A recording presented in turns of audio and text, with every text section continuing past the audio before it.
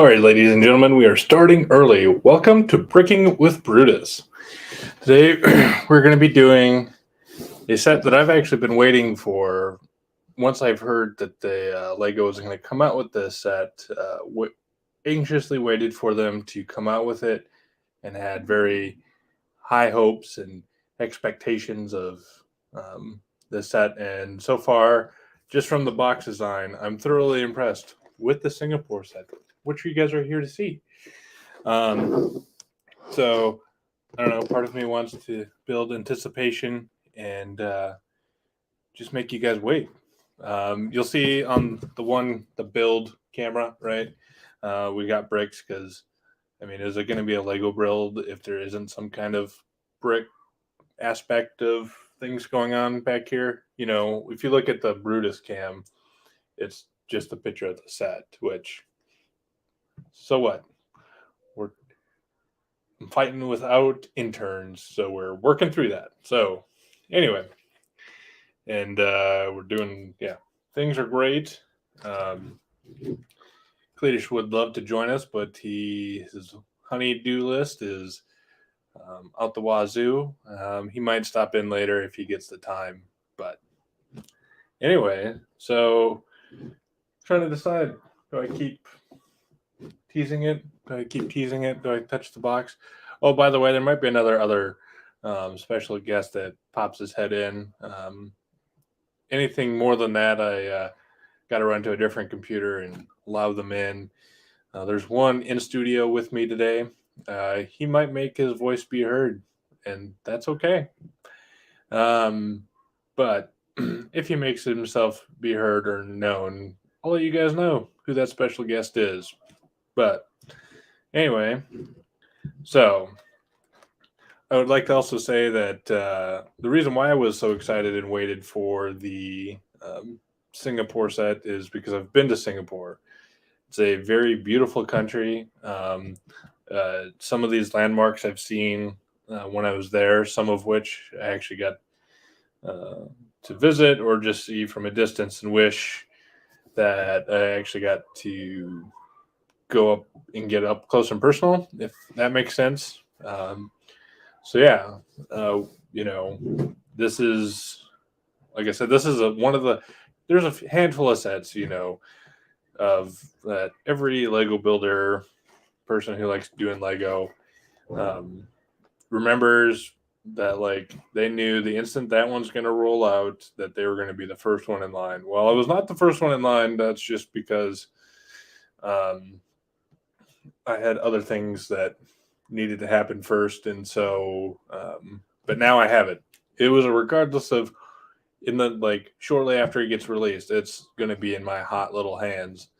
So. And with that, I think we're going to start the build. This is also, Bricking with Brutus is a live series that we're looking to here at Alarm Red Media continue to roll out on a continual basis. I can tell you what one of the other. I'm just gonna keep hinting at and teasing at what one of the other sets are. It'll definitely change the camera angles, the things that are needing to be done, and it'll be a multiple live series required to build such thing. I'm gonna let your imaginations play away with that. And we'll just go from there. It is May 4th. It's just right around the corner. So, hint, hint, cough, cough, wink, wink. Who knows? We'll get there. So, all right, it's going to be loud. Can't do anything about it. That's just the glory of working with Lego. That's why we're here. Just the noise that, comes with building Lego. I also, at times, as during the build, especially given the nature of the architecture sets, they usually talk about the city. So I'll read it. I'll give you my interpretation of it. So that way, Lego doesn't get mad at us for copyright infringement for saying these things on a broadcast. So here we go. Punch in the box. Ooh, it's a tough one. Ooh. That's okay though.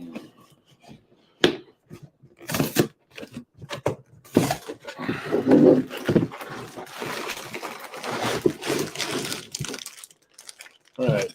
So I got the digital book up on the iPad, and that's just because it's easier for me. It doesn't hurt my neck as much looking down at a book like this versus this, and it also allows me to interact with you guys a lot more. And that's what we're here to do: is interact, talk Lego.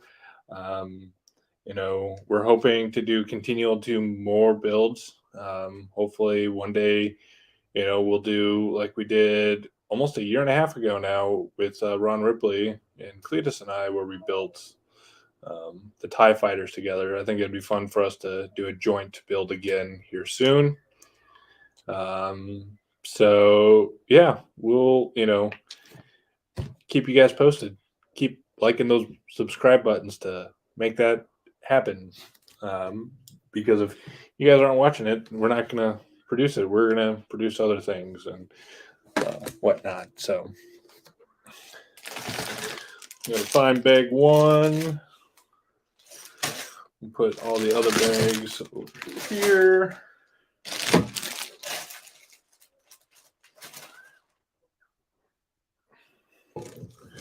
All right, bag one, here we go.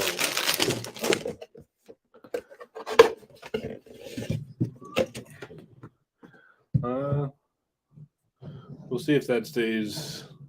Yeah, that's a good spot for that.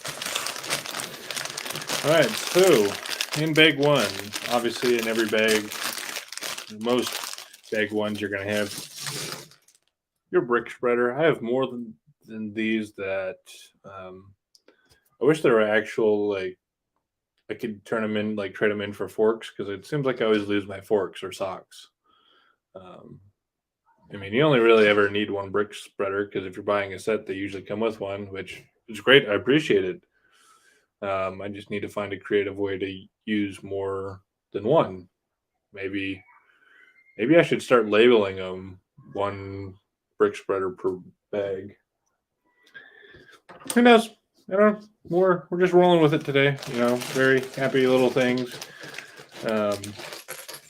If I will say this early on, if you like what you guys are seeing here, and I'll continue to say this, make sure you're checking out Brick Ross, the YouTube video. And so, yeah, we will go from there. Hang on, I'm seeing a comment. Let me figure out what's going on with that.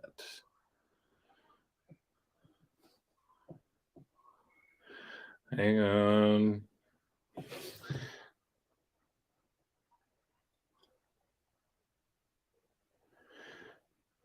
Sorry. The marketing people are telling me things aren't working, so I'm trying to understand what's going on.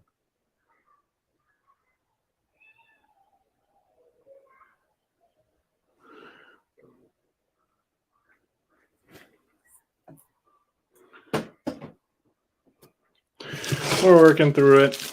We still have a lot of kinks to work out. This is the first iteration of what we're doing, and we're going to keep rolling with it.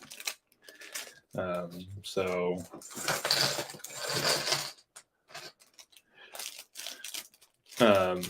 yes, but going back to what I was saying is, if you like this, go check out Bricking with Brick Ross, or Brick Ross, I believe is the YouTube video, on Alarm Red Media's YouTube page and Facebook page. Make sure you're checking that out. We're, if you guys want to, that's definitely a case of, you see more, if you like that and that makes you feel good and wholesome watching that video, we want to make more of that content. However, we can't do it without you guys subscribing and knowing and liking and commenting on that stuff, because we don't know otherwise.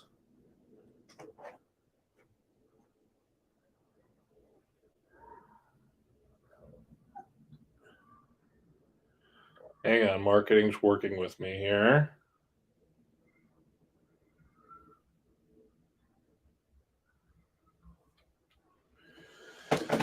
Working through the problems. All right. So for those of you, we'll do a quick geography lesson. And if you see me looking over here, it's like the weather. Like when you watch weather, it's I got my other things going on here that I'm checking out to make sure I understand what's going on.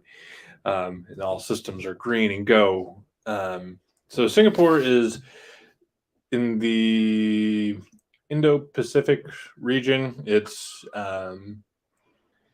60 nautical miles from the equator. So that's just rough numbers, not doing the math in my head, taking the time to convert. It's going to be about 80 miles from the actual equator. Singapore is also an island nation. And so one of the cool things I like about Singapore is that no building looks the same. And it's just a very lush green island. It's a city nation island type situation, similar to how the Vatican is, and how it's a city nation type situation, but Singapore's bigger than that. So at least from my understanding, I could be totally wrong. But as you'll see, as we're building these things, there's just the architecture and things that are like, we're just seeing some of the highlights, some of the key things that automatically stick out against the skyline of Singapore, but you're not seeing all of it. I don't think Lego honestly could do it justice, which is fine, because I think everybody should go see Singapore. It's just it's a very unique and very pretty and very clean city. And there's not many places in the Pacific. Well, this doesn't sound bad, but Singapore, everyone's like, oh, I want to go to Japan. Cool. Sure. I'd like to go do that too. Australia, sure. Love to go do that one day. You offer me the opportunity in this moment to go to Singapore, all expenses paid. I'll be like, when do I got to have my bags packed? For those of you who know me, that usually means 30 minutes before I have to leave for the airport, which means that tells me which day we're leaving to go. So anyway, we'll keep on rolling, see who's going as I get to our first set of instructions for bag one. Obviously in the booklet, it talks about the designer. So as we start building some of these things, I'll talk about that and try and come back to some of these things, because there's, as we're building them, I'll talk about stories or things I've heard about it or seen. So let's see here. Yep. Showing us what's going to be initially built, what's bags 1 and 2 look like, 3 and 4 and 5. All right, let's get bricking, people. We're going to get bricking. I think that's going to be my catchphrase for these series. Let's get bricking. Especially if I got to stop and talk and, I'm more engaged here. So please understand, right?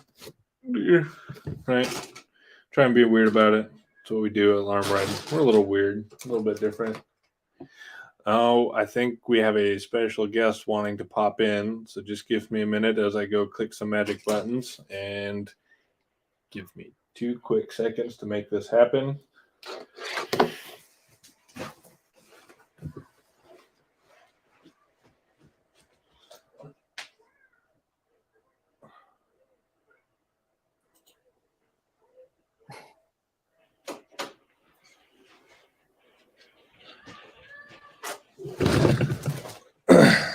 All right, ladies and gentlemen, this is my friend Therese. She is our marketing person here at Alarm Red Media. I don't know if she can, if she'll talk or not. I hear you, I see you. And I can hear you and see you, so that's all that matters. And as Brutus was saying, I like to say I do all the boring stuff. I do the all the marketing. I just started last month, so hello to Yeah, everybody out there. so we decided to throw her feet into the fire and say, "Hey, we're going to build Lego live. What do we got to do?" So yeah, you guys are tons of fun. And speaking of Singapore, I think you and we went out together in Singapore, correct? Did we go out together in Singapore? No, that was we weren't we didn't know each other at that time. Okay, okay. I'm thinking somebody else that has similar facial features to you. That sounds about right. Yeah, I look yeah. like a lot of people. That's You what I'm told. do, you do. You know, a lot of convicts. Uh, mhm. uh, I'm trying to keep it somewhat family friendly. And I was going to go a different route than way worse than that, but I'm not going to go there. Well, we're trying to keep it Facebook friendly, right? Yes, exactly that too. So, how is your fine Saturday, Miss Therese? I am what? No, sorry, puppy. Um, I'm I'm doing great. I just finished prepping my, or I should say, our dinner because I'm cooking for the house tomorrow. We're doing a. I'm trying chicken teriyaki again. I'm trying to. I've tried to do like the store bought teriyaki sauce, but it's kind of gross. So I actually made my own from scratch. We're gonna see how that works out. It smells great in here, by the way, with having to boil that sauce up. And then, as you can see behind me, I am working on yet another painting. Let me turn the light on. See if that helps. Oh, that washed it out even more. As I was chatting with you earlier, there, Brutus. My camera quality isn't that great. I'm actually using my Chromebook because apparently your streaming service that you go through does not appreciate Mac products. So, So um, I will tell you, if you look at the build cam, it's my laptop right here yeah, is a MacBook, and you just have to be in Google Chrome I on your don't have MacBook. Chromebook. I don't have Chrome on my MacBook. Yeah. So, and I don't intend on downloading Chrome on my MacBook. I mean, The the quality still looks good to me, but I'm also well looking. on my end, looking at my self cam, it doesn't look too great. But I got sunshine out behind me, which kind of washes out the cam a little bit. Of course, being marketing, I'm a little picky on camera quality and things like that. So audio Yeah, quality, I should be but just as picky as I'm the one so sitting here under the hot lights doing this and being like, I hope I picked the right cameras to do this. right.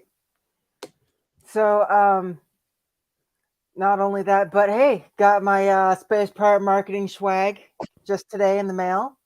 Looks Woohoo! great. Anybody out there is interested in just I don't really do um, what's that called, merchandising, but if you want some cool swag with a space pirate skull, go for it. spacepiratmarketing.net/loot, and it'll take you to my bonfire to order some stuff. I've got a Pride line coming out, uh, getting ready for June, and a few other lines that are out as well. So come check it You out. gotta you gotta remind me. I gotta buy some of your shirts or buy at least a couple. I I've wore got I shirts, I've wore got hoodies, I've got tank tops. I wore this shirt there the other day at work, and someone's like, "Oh, I see you gotta go. You're wearing your pimp shirt," and I'm like, "Okay, what if I'm just supporting a friend's business?" So I definitely would like to need to buy one of yours, so that way I can say I'm supporting a friend's business. And it's freaking awesome. Like, That come on too. I now. mean, it is a pretty cool shirt. So, what was the other thing I was gonna say? Oh, Singapore. So, coming from the anime nerd here, Singapore is also referenced in Cowboy Bebop.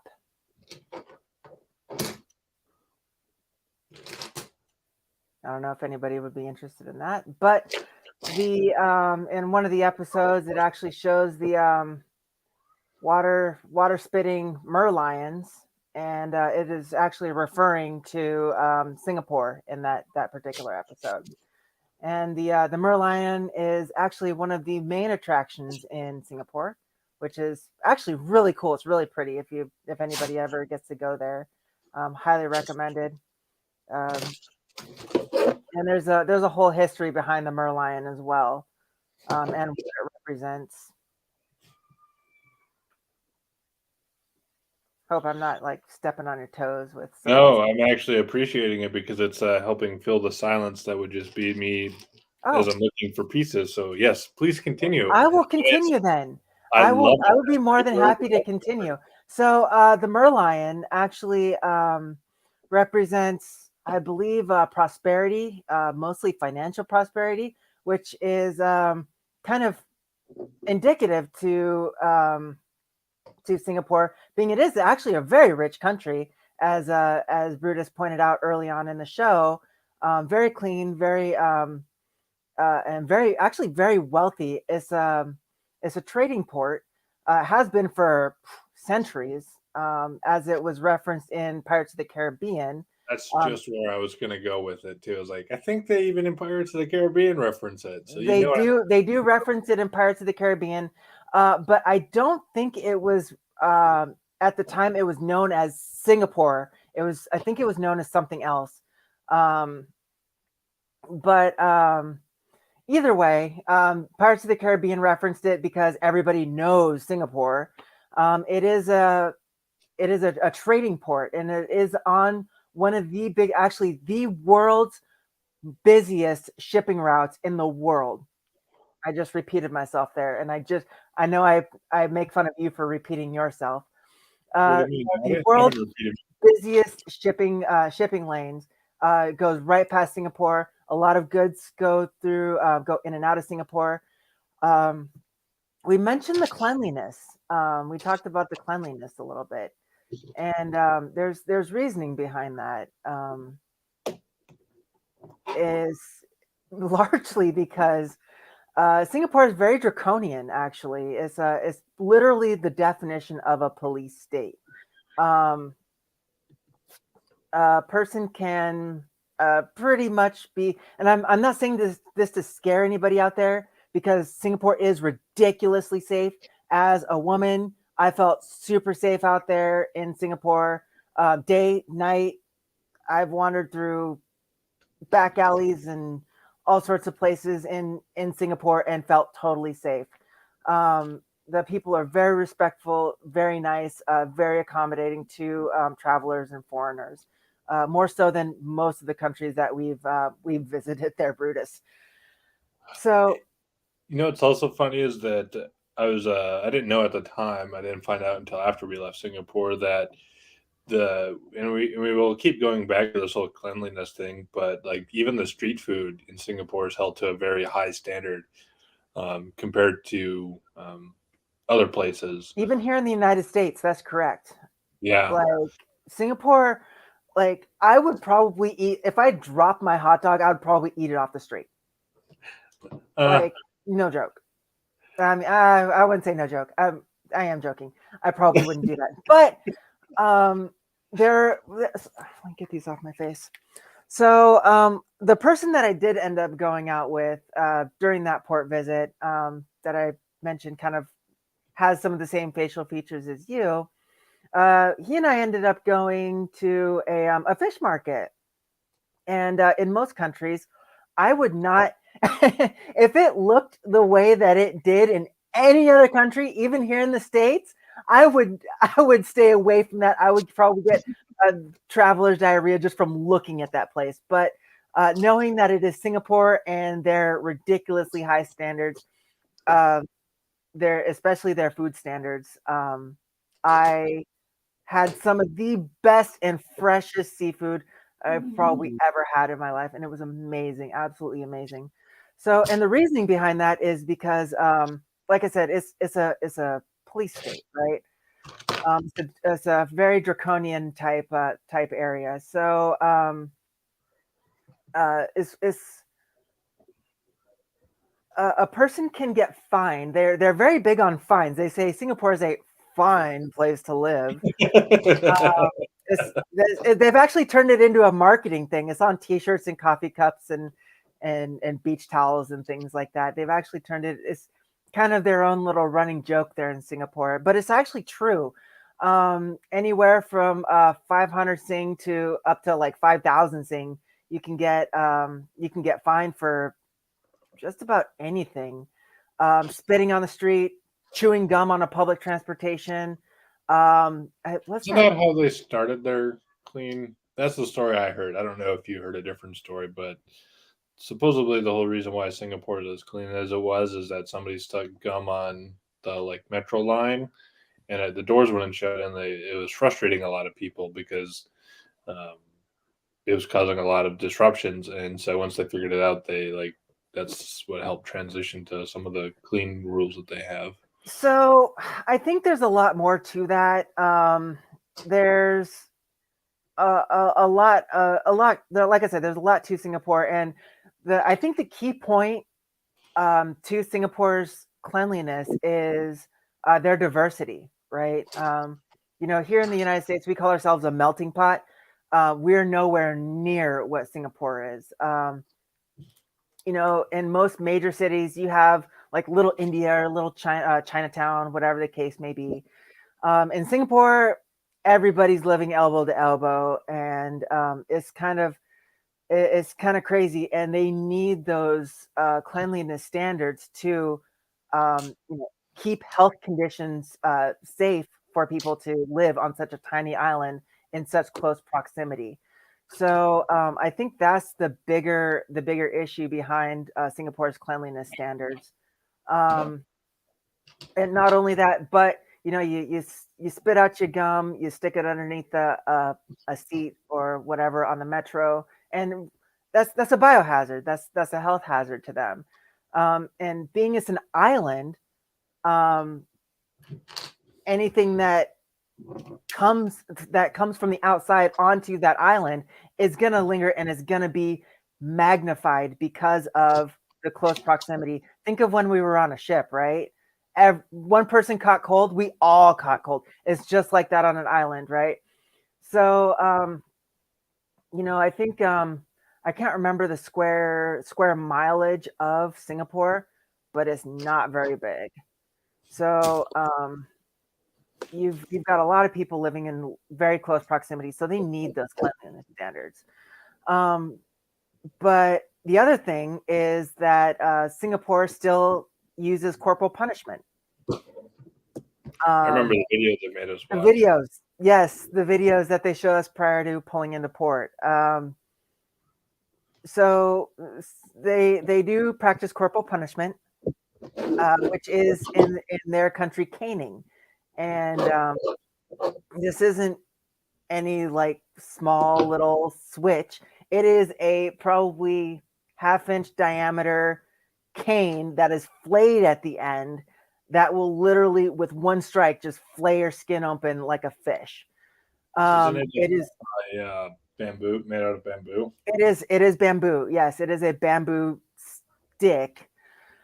And the video that they showed us was just absolutely brutal. And most of the time, just seeing that video and knowing that they practice corporal punishment scares a lot of young sailors into making better decisions.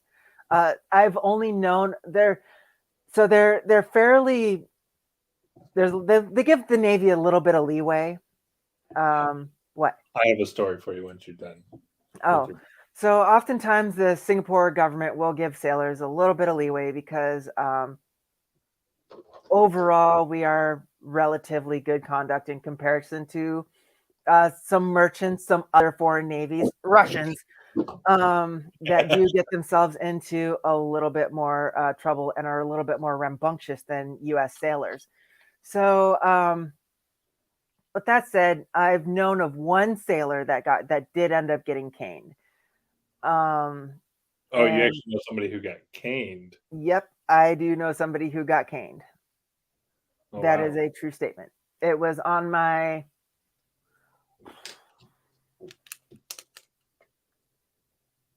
gosh, I can't even. Oh, it was on my first tour on the Stennis. Yep. Oh yeah. Somebody I know. Somebody I won't say I know them, but I heard firsthand that that person did get put in jail and got sentenced to a caning. Oh wow. So, yep, that is definitely a real thing. So my story is the first night we were there, the executive officer, so the number 2 on the ship, said, "Hey, don't go out and do shots." And so, okay, no one, you know, because you will get in trouble. Just stay away from it. Don't drink it. He's trying to save us in the long run of heartache and misery, right? And trying to figure out this piece here. Okay, I think that's it. So I remember that exact speech, by the way. He Oh said it yeah. over the intercom system, the 1MC we call it, and I do remember that. He said pretty much exactly what Brutus was just saying. Yeah, It's very easy to get in trouble there if you have alcohol in your system. and so this individual that I'm going to reference decided that it was okay. Um, screwed up. Well, yeah, they screwed up, and I'm screwing up now too. Uh, they ended up doing something like 27 shots, groping a foreign national, um, kind of thing, and so we got, as a division, got recalled to back That to was the. you. That's right. I thought that was V2. They got recalled too, because they had Oh something my similar. goodness. I didn't know V1 got recalled too. Yeah, it was miserable because, um, so they made us wait to do the little like, "Hey, everyone screwed up. We're punishing all of you" stuff until we had a full muster. It wasn't until 5 o'clock, if Well, not later. Yeah, it was. Some people were being buddy fuckers. wasn't Singapore our first Liberty port on that deployment? No, it was our second. Where did we go before that? Busan. Oh, that's right. That's right. Okay. So, okay. So, but here's the funny part, because V2 pretty much took the heat for it. And in the I should say in the public eye, because I don't think a whole lot of people knew that V1 got in trouble, because V2 got in trouble like literally right after you did, and then of course got recalled and all that, and they got the hammer thrown on them, big time, big time. Yeah, I remember. So, I don't. Yeah, I want to say I remember them getting recalled, and I don't remember. I remember someone saying theirs was way worse for something that they did. So. mhm. So the speaking of the safety of Singapore, um, the crazy part about it is it's really weird, because that entire time you hardly see any cop cars, you hardly see any uniformed cops, because all the police officers there are plainclothes police officers.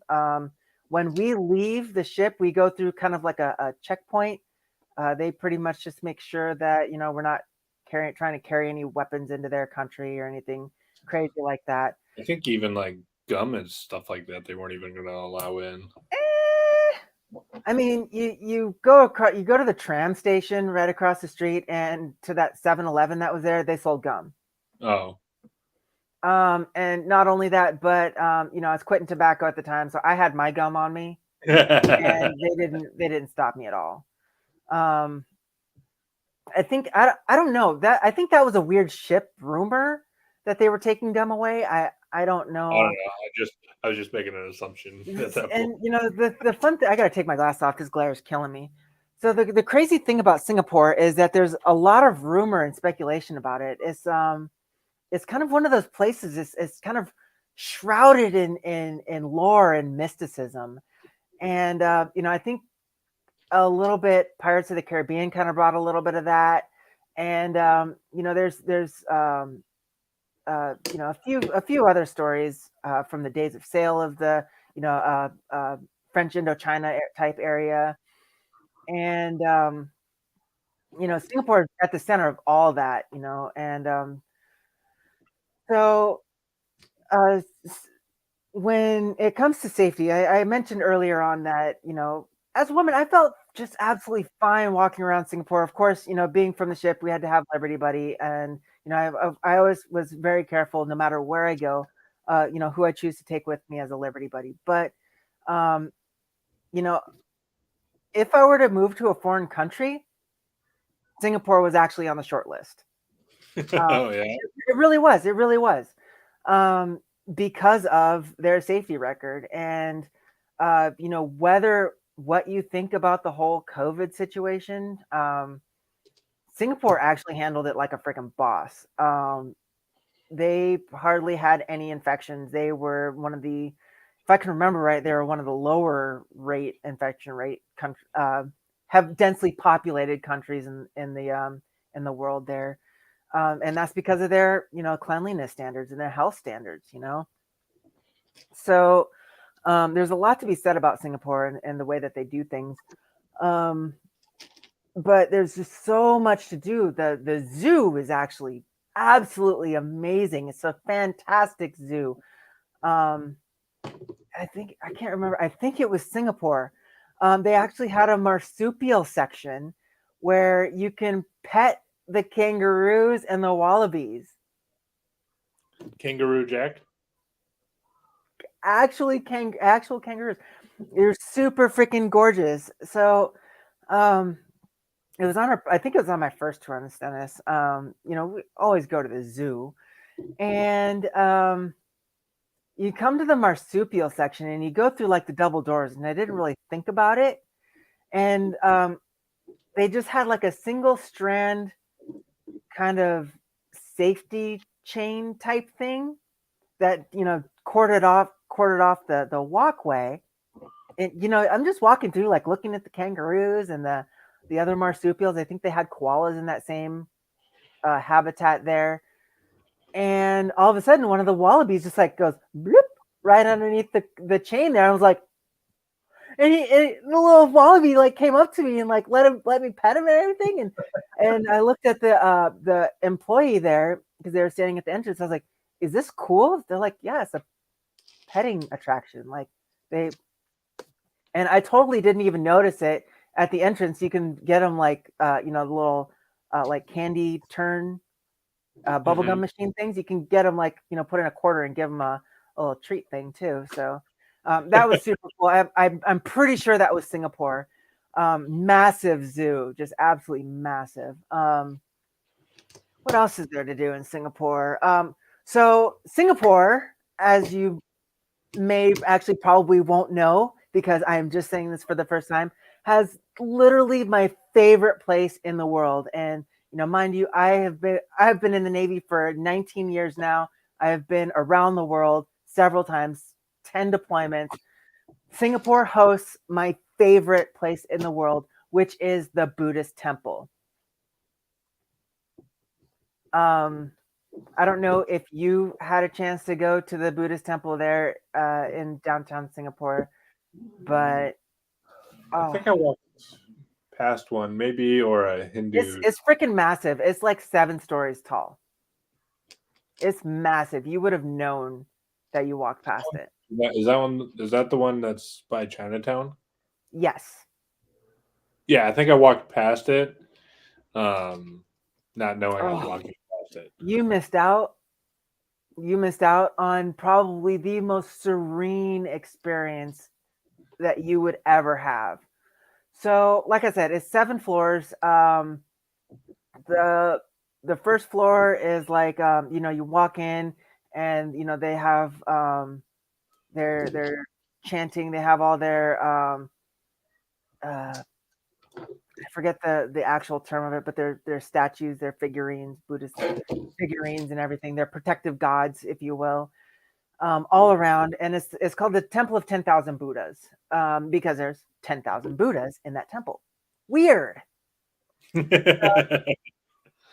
So Temple of 10,000 Buddhas, you walk in, and depending on what time you go, they'll have the monks like chanting and having their service and everything. And you're just walking around, and they have like some areas like corded off. I think there's one floor that you can't go on. It's not for tourism. It's like their holy area. Aside from that, they've got a whole freaking Buddhist museum, and takes you through the entire history of Buddhism, and teaches you a little bit about the Buddha himself, and some key points in history of the religion. I'm actually not Buddhist, but my experiences from there actually makes me want to become Buddhist. So, like I said, they've got this museum, and they've got like artifacts. They actually have a mummified Buddha. I don't know if you know what that means, but I think there's only 7 of them in the world, if I can remember right. And these particular monks will actually self mummify.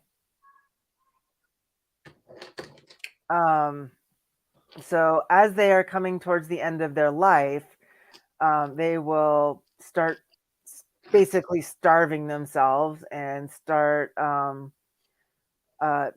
self mummification process. Apparently, it takes a pretty long time, and by the time they're done, they have died and mummified themselves, which is just absolutely banana pants.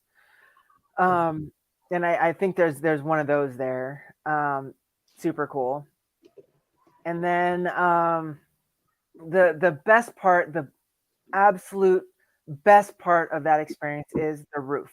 And I will go to the temple and, of course, pay my respects. Even though, like I said, I'm not exactly Buddhist, but I still respect other religions. I respect all religions. I will pay my respects to the Buddha, and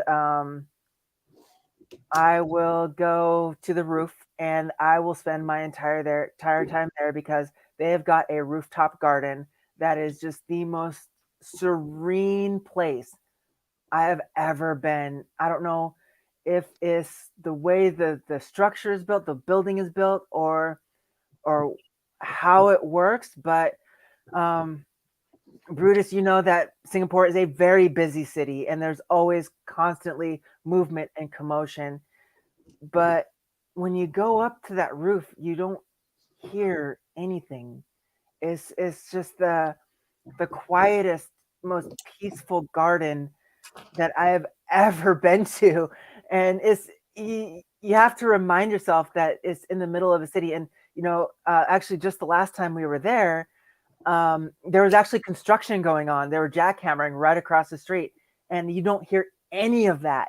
It's absolutely bananas. I don't know if it's the way that the building is built, or if they've got some protective bubble around it, but it's just the most serene and peaceful. And I go there after being on the ship for a period of time, and all the hustle and bustle, and your brain is just going absolutely crazy from, all the drama that happens on the boat. And, especially being an LPO, leading petty officer, just, you just get that moment of calm, those few moments. And, I just sit there and I look at all the mini Buddha statues. That's where the 10,000 Buddhas are. And sit next to the orchids and watch the garden tenders, the monks, tend to their garden, and it's just so peaceful. There's nothing like it in the rest of the world that I've ever experienced. And like I said, that's actually one of the things that puts it on the short list for me if I were to move out of country, out of the United States. but like I said, Singapore is such a unique place, and you know, like I said, United States, we call ourselves a melting pot, but we don't hold a candle to Singapore. Um, Singapore is literally the most diverse place on the face of the planet, proven by their demographics, proven by their national languages. I think they have like 20 something national languages. Um, so it's definitely one of those places that where everybody is welcome, and as long as you mind your P's and Q's, Which is another it's one of those a sayings. great place to live, and for a woman, it's a very safe place because they actually have very strict laws, and I spoke of their draconian attitude towards law. There's actually a law on the books which is uh, don't quote me on this, but it's something to the effect of offending the dignity of a woman, and that's actually the one that a lot of the sailors get in trouble for when they visit Singapore, um, is insulting the dignity of a woman because well, sometimes the sailors get grabby, right? That's So the case of and mine. actually, so according to this particular sailor story, he was at a coffee shop daytime, um, according to him, not drinking, and he was talking to the barista and chatting it up with her, and he uh, reached over and did kind of a buddy hug, right? Just kind of the side buddy hug, right? Well, it wasn't even the person who he hugged that made the complaint. It was a third person who made the complaint against this sailor, and he got arrested there in Singapore and ended up having to stay behind there. I don't think he got. I think he got let go, but yeah. So it's something that they take very very seriously.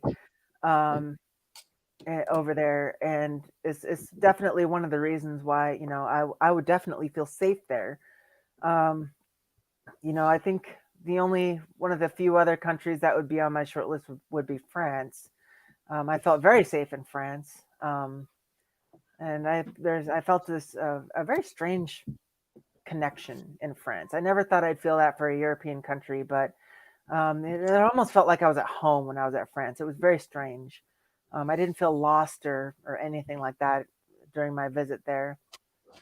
So, yeah, yeah, Singapore is an absolutely amazing city to visit, to tour. I would hope to live.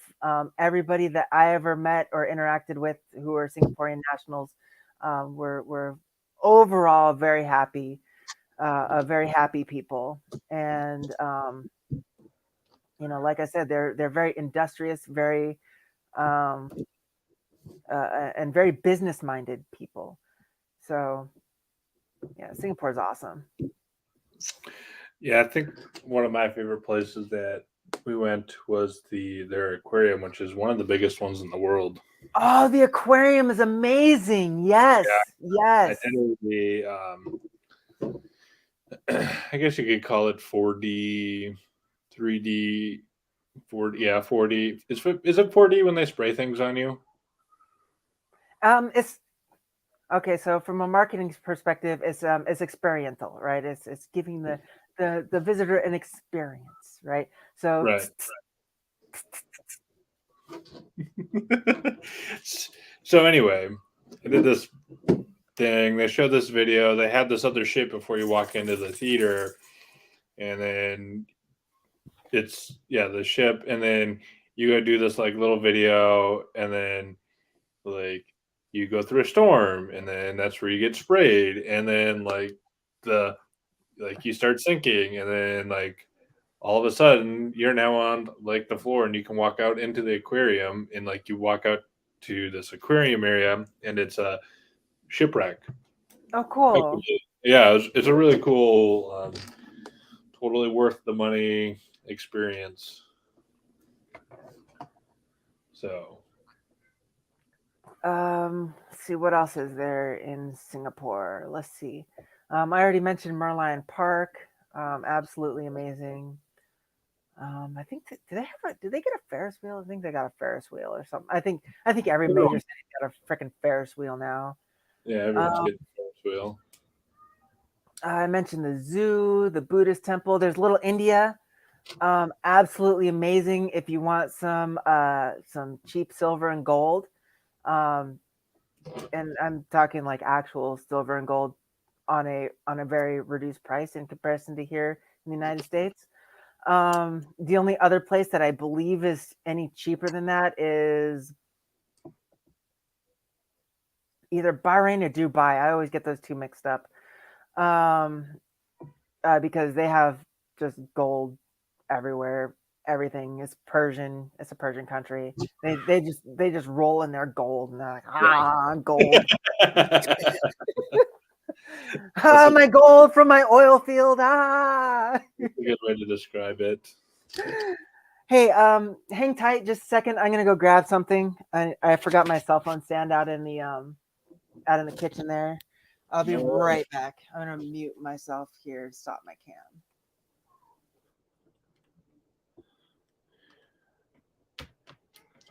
So yeah, as you can tell, we have very fond memories and stories of wanting to go back, and it's just an experience that you can't describe without, about anything about Singapore. I don't. Everybody I've talked to has had a very positive experience, except for probably those individuals that did not so good things in Singapore. And so we definitely can tell our love and admiration for the country in an appropriate amount of way, just so we're clear. Like, it's not although Teresa's like, I'll go live there. I like the U.S. I just want to go visit a lot. Can I weekend there? Is that a thing? So, I mean, yeah, I've been considering what I'm gonna do after I retire. Unfortunately, moving out of country, I don't think is really in the cards. But it is something that I did consider. And France and Singapore were, like I said, on the very very short list. There are a few others, but as far as places that I've visited in the Navy, if I had a top 5, and these aren't necessarily in order, it would take me a little bit more effort than just this on the spot list that I'm generating right now. France, Singapore, Australia, Hong Kong. Let's see, France, Australia, Singapore, Hong Kong. I got one more. I'm mad we didn't. Panama. Oh my God, Panama. I would totally go back to Panama.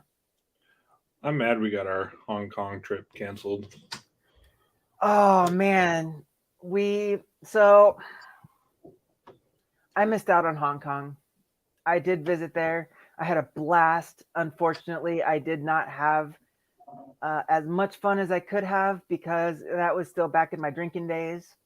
And I pretty much drank that port away. And I did see a piece of the Great Wall of China. You do see a little bit of that. You can in Hong Kong? Yeah, that's cool. Yeah.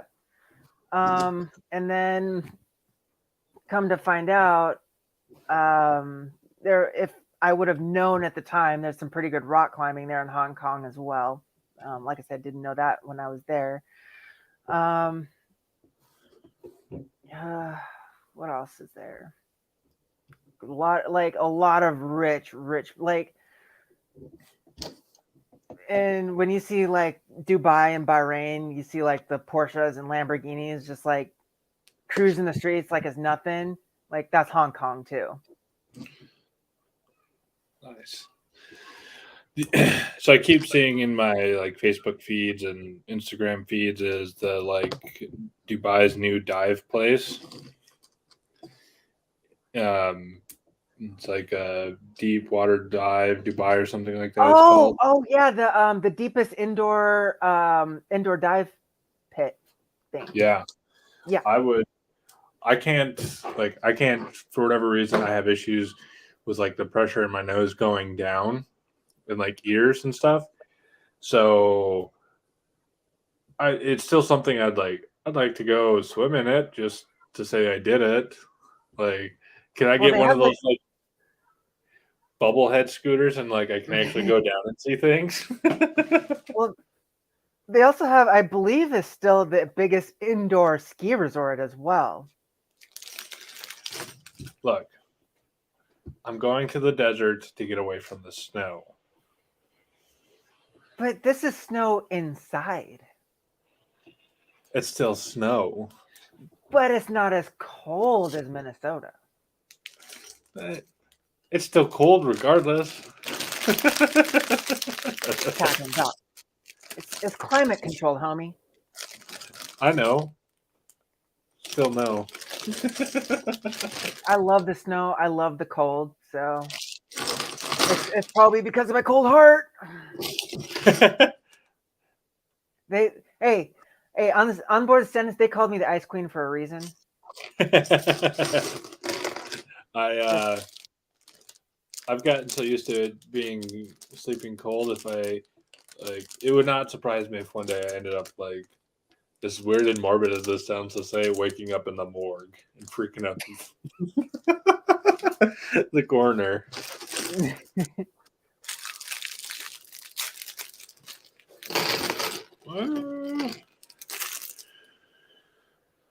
Oh, so have you had a good weekend so far? It's actually going very well. It's going very well. I'm here at the house by myself. All my roommates are out, so that's kind of why I'm checking in here with you. Dog's here sleeping on the couch. Like I said, kind of either been thinking about getting going on my painting or creating some more content for Alarm Red there, because I found out I finally got the email saying that if I don't re-up my Adobe account, is going to get shut down on the 5th here in a couple of days. So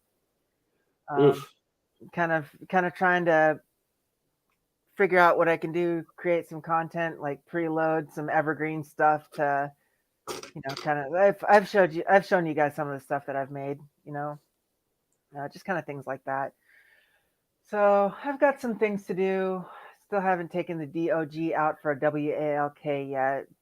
That still needs to be done. Mine, we went to puppy school this morning and he did not want to pay attention. Oh. So we,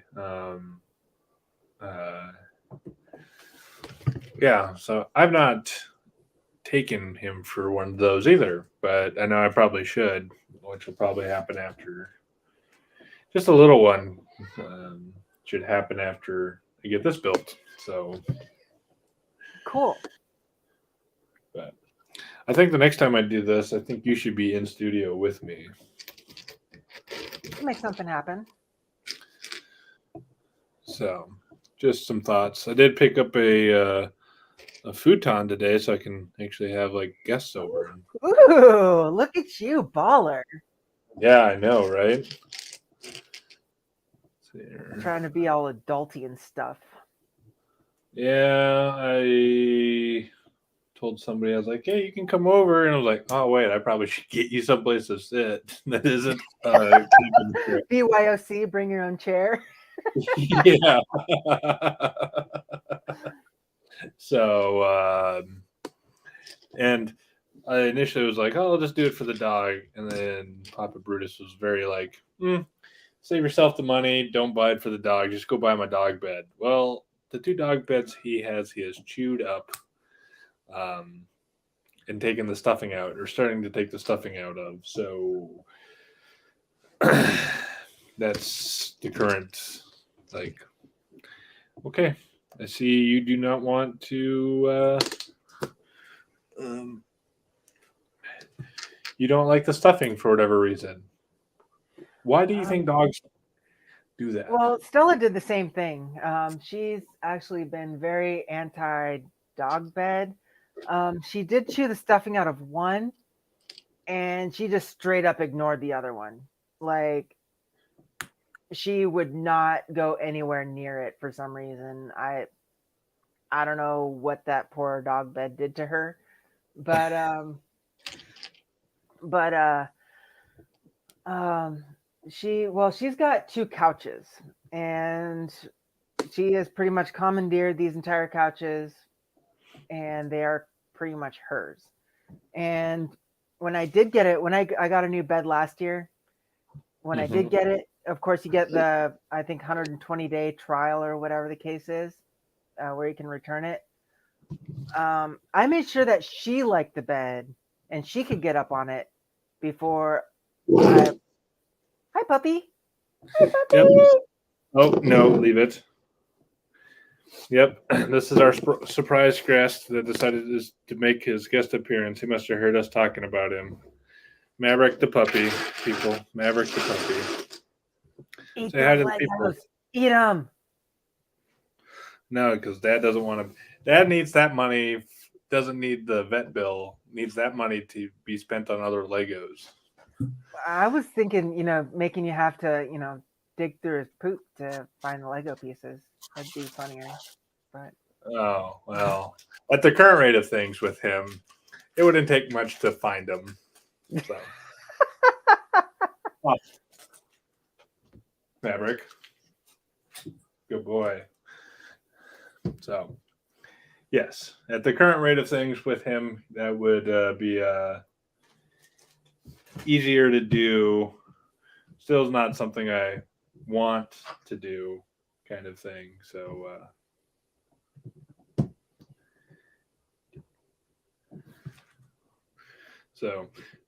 yeah. What else was I gonna say? You're so full of words today. Um, what other fun craziness is going on? Yeah, that's what I know currently. I'm trying to think of. Yeah, and somebody didn't like puppy school this morning. He did not want to listen. He's the class talker, by the way. oh, really? Yeah.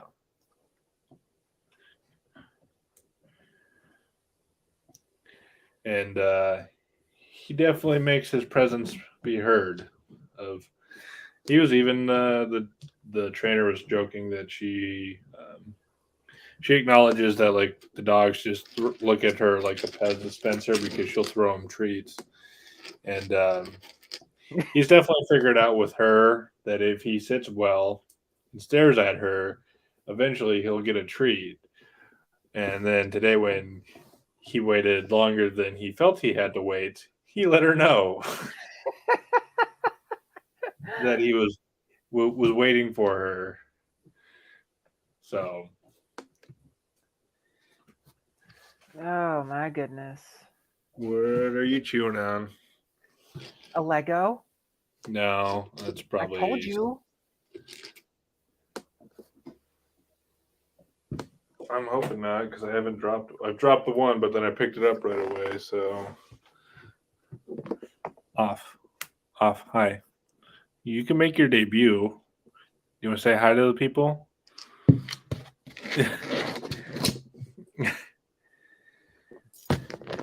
You're supposed to come say hi in front of the camera. That's you're trying to talk in. Oh, are you trying to do that camera? Okay, that's fine, Mr. Maverick. So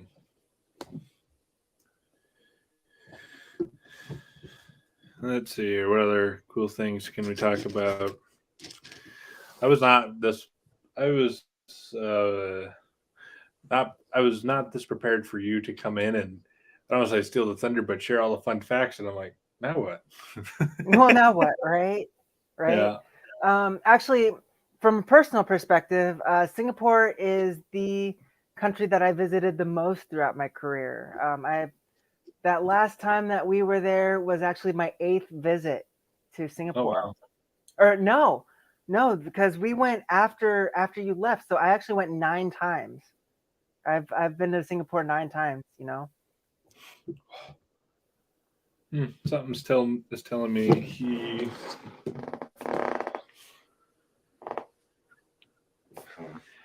I think we had a bowel movement, people. Yay! No, not yay. The man Yay! currently trapped into this build does not allow for easy exit to go locate said smell. Well, looking on the bright side, at least you can look for that Lego piece. Yeah. um, so yeah, yeah. You know what's funny is that I'm smelling this, and I don't I generally do not have a sense of smell, and so it's funny to me to now all of a sudden be able to smell dog shit. Like it's a total game now of I smelled that you pooed. Where is it? And how much? Right. So yeah. Yeah. Oh, wrong piece. There we go. Totally glad I decided to. The last Lego build I did on uh, um, on a green screen, and it didn't look quite as right. So I think I figured out the sweet sauce, making this look good. So, oh, you want to hear a joke? So I wrote a joke, and then somebody at work modified my joke to make it better.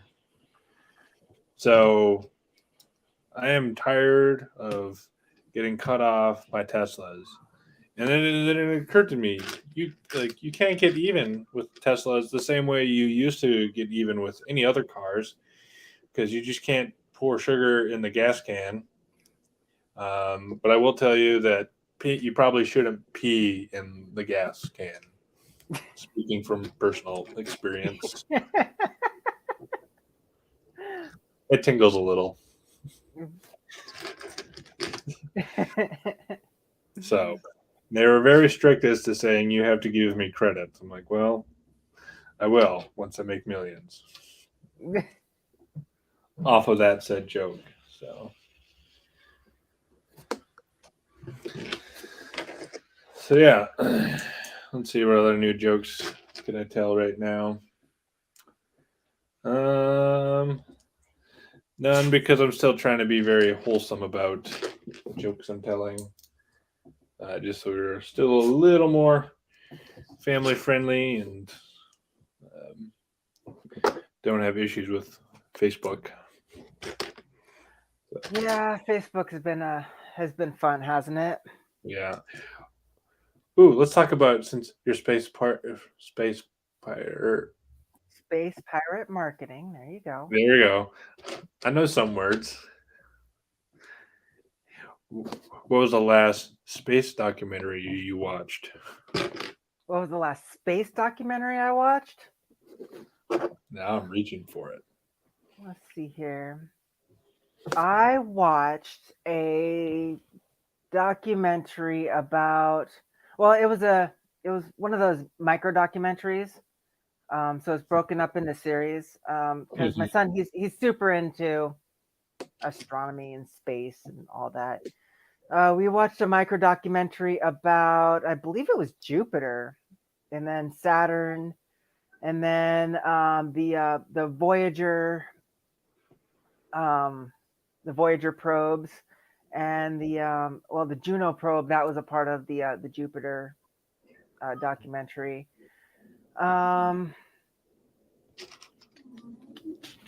think those are the. I think those that was quite a while ago. Not super recent, but actually, my son is the one who named the company because he loves space, as I mentioned, and he loves pirates. and it just so happened to work together because I try to get people space in advertising in a That's piratey cup way. that's cool. I yeah, that's cool. That's really cool. Now you, I the last one I watched was on the Challenger uh, incident. That was good. The other one I think is a good wholesome one to watch is the Inspiration 4 on Netflix about that whole crew mission. You know, Yeah. Okay, yeah. Okay. where Jared Isaacman was the true first billionaire to go into space, not those other guys. Yahoos. Yeah, I would. We'll call them I don't want to say Yahoos because Richard Branson, I think, from what little I know about him, is a halfway decent guy. You know, he's not saying that Bezos isn't, but we pretty much are controlled between Disney and Amazon. So say what you will. Is that an appropriate way to say that? There's something I was going to say about Disney, and I can't remember what it was. Star Wars related, as we hint at the next installments of I have been. You guys got me on a thing now. So I keep seeing the freaking advertisements for Disney come up on my friggin' Facebook feed because we're always talking about freaking Star Wars, right? And so the AT-AT is one of my favorite machines in the Star Wars universe. I don't know why, but it's always been. Even before the whole merchandising of Star Wars through Lego even was anywhere close to happening. This is back in the 90s, mind you. I was trying to build AT-ATs out of the Legos that I had, using that whole like imagination thing.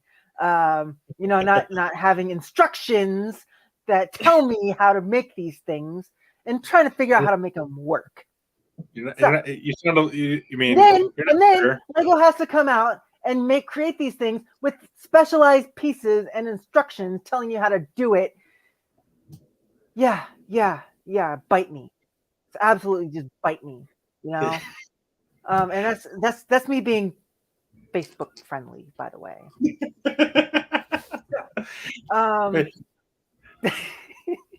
So, like I said, I keep seeing this advertisement for the AT-AT Lego set, and every time I click on it, and it's like, oh frick! I think that thing's like $400 frickin' bucks, man.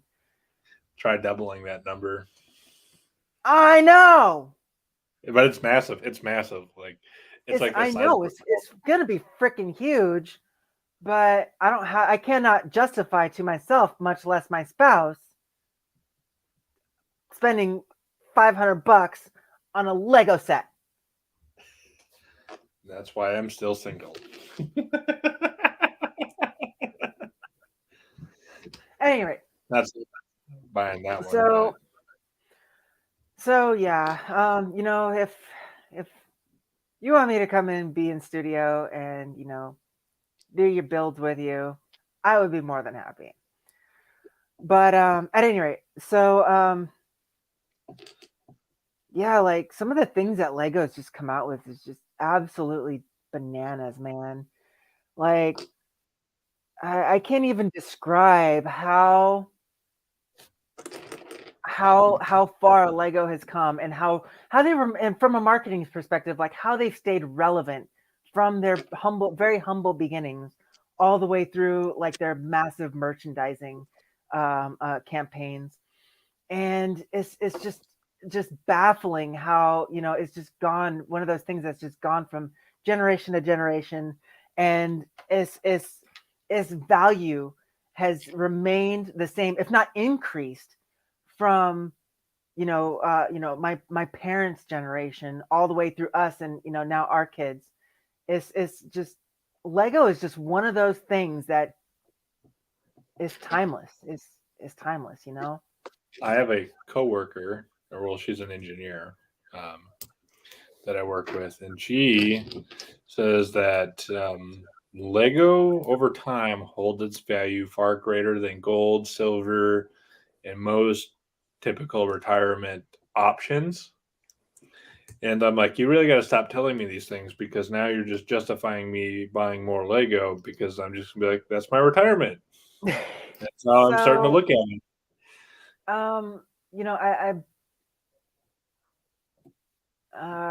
with I don't want to get into financial dialogue, but in short, I kind of beg to differ. I can see the point, but I beg to differ.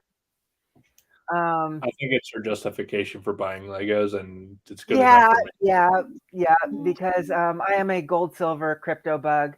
So as we've had those conversations on our very late duty nights, um, but but I think what it is the, like I said, the relevance, the nostalgia, for the adults, the relevance for the next generations, and you know the way that they market themselves. You don't then you got the freaking cartoons in the movies too. Holy, like that's a whole different beast. Like it's just like this endless labyrinth of marketing strategies, and just Lego is one of the ones that just nails it every single time. And the fact that, if you even think about it, you really don't see very many Lego commercials because people know Lego. You Yeah, know, I'm you like, know. other than I think if you follow like their Instagram page, you'll see like Lego ads. But even Well, then, yeah, but I'm talking like on Hulu or Netflix, or yeah, exactly. targeted marketing ad. Well, you probably see targeted marketing ads, but you know, Oh, I'm a victim of targeting marketing ads. well, that was a Freudian slip into something I was going to get into a little bit later next, but like I'm talking like broad spectrum campaigns, TV, non-targeted campaigns. You really don't see Lego in those anymore like you did in the 90s. I remember, shoot, when they came out with they had that whole freaking space line, and they had the pirate line that was like super new back then. The cannons actually like shot the little round Lego things. Like that was tops when we were kids. When I was a kid. I don't think you were even friggin' born yet. But No, oops, what? did I just age myself? Sorry. Yeah, it's okay. Um, Not the first so one. and I look at, as a from a marketing perspective, I look at these companies like Lego and Disney, and you know uh, kind of to a point Amazon, because I'm looking at what I'm going to be doing after I get out, here next year after I retire, and I'm looking at doing a corporate fellowship. I don't know who's going to be interested in hiring a marketer at that point in time, but a lot of these major corporations, they hire marketing majors as well as military, like like we're going out of freaking style, well, because we are. So, um,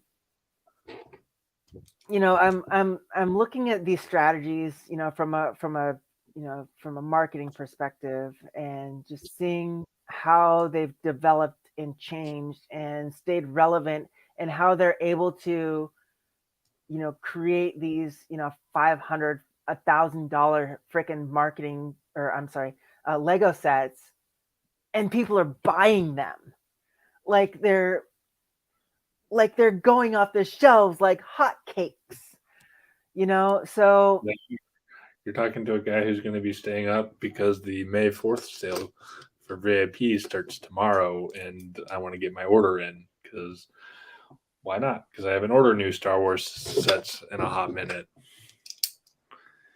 You're killing me, Holmes. You're killing me.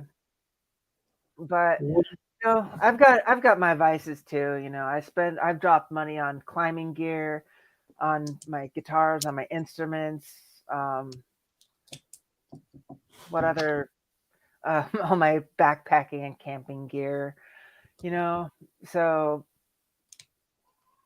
everybody's got their thing at some point. Mm-hmm.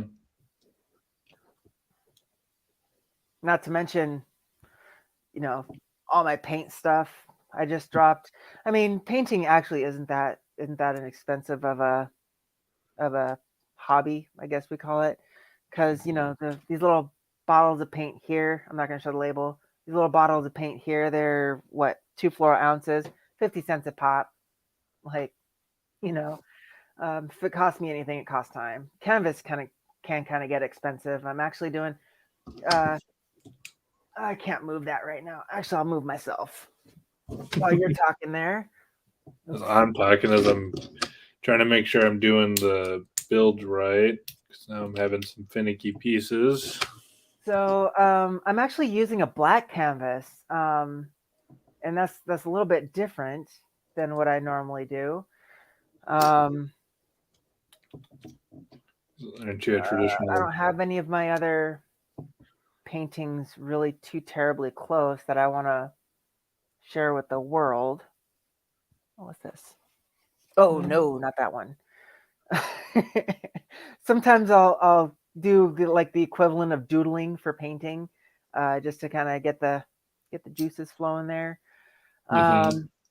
And those are all I really have close to me right now. Nothing that I want to show to the world. But a black canvas is, of course, you're starting with a black background. So, I actually had to build it up with a really dark gray rather than how I normally do with either a lighter gray or maybe an off white with a white canvas. Um, so it's been very different, and I don't know if you can tell, but this one's actually um, I'm doing a Milky Way scene, a nighttime Milky Way with some mountains, and I always have a hard time with what I do in the foreground, but I'll figure that out when the time comes. But I like using like different types of paint. I use glitter paints, I use neon paints, glow in the dark paints, to kind of add some effect, add a little bit more depth to my product. And then I also do lighted projects. So some of them, uh, what I'll do is I'll get like the LED strip lights, and I'll wire it with these strip lights so it like lights up the background, and then it'll light up those neon colors as well, and it creates kind of different effects for the paint, for the paint job as well. So, and one thing I'm kind of trying to angle towards, and I've been really struggling having getting it going, is so I have a painting, and what I like to do is this is kind of Thomas Kincaid esque. Is you have a painting, and then I want to be able to turn on the lights and have it be something like different. Have something that shows up when you turn on the light that doesn't show when the lights are off. So that's kind of something I've been working towards, and I'm kind of getting there. I'm kind of getting there, but it's just a lot of work and That's definitely more figuring out. talent than I have. Well, like I said, it's one of those things that is. It was actually my pandemic project. I started with the pandemic during COVID. Um, I've always had an artistic flair. I painted a few paintings in high school when I took art class, but nothing too super serious. And then COVID hit, and we were remote working, and just stuck here in the house. Like, okay, so I need something to do after we've cleaned the house inside and out and, done all the things, everything's freaking immaculate. So, and, streamed and binged the entirety of Netflix. So, I decided to pick up the paintbrush, and at the same time, I started my college classes up again, finished up my bachelor's during that period of time. Um, but yeah, I actually started with a project for my son, and I'll throw it up in our chat if you're interested. And it's actually it's kind of hard to describe. Like I said, he loves space, and that's actually the period of time where I got him into space. We started watching documentaries and rocket launches and things like that. So what I did is I took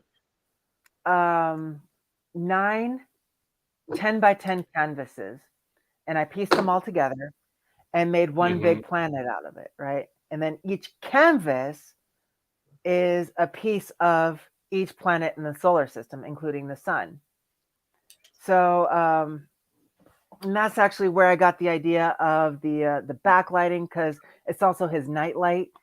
Because the light, it backlights, and the planets like light up. And the idea that was behind that was, when I went to do it, I actually put glow in the dark paint over each of the planets for each planetary symbol, right?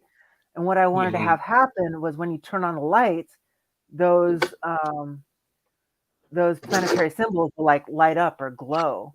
That didn't quite work out the way I thought it would, but it was kind of the jumping off point, if you will, of my recent painting career. Haven't exactly sold anything yet, but I've done it for like presents and things like that for folks who I actually like or care about. Have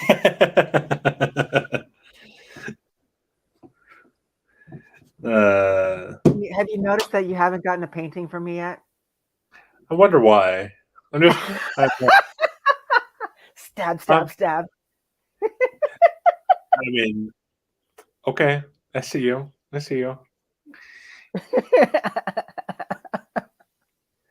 Just, I see you. This is all I'm gonna say. I don't have a current thought. I'm very engulfed in the Lego. As that is my like you kind of with the whole pandemic aspect of things. Like, Lego became mine because going to the range became far more expensive, and when the ammo shortages and stuff like that, Lego was the next easiest option to go find things and go do things. Lego was cheaper, right? Not. That was a tongue-in-cheek comment there, Brutus. I know. I have to entertain the crowd. I mean you're doing it, but so we're doing the whole back and forth thing, and I think we're still the only ones here. I'm only seeing +1 on the live feed there. Yeah. So I think you and I are the only ones here right now. It's fine. Other people at a later date and time can watch this video. That's good. So yeah.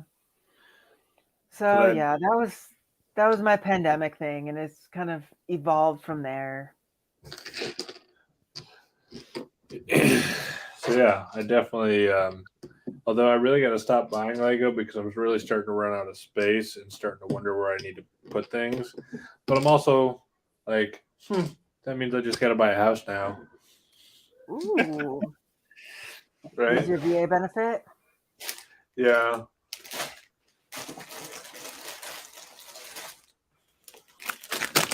So I think that's going to be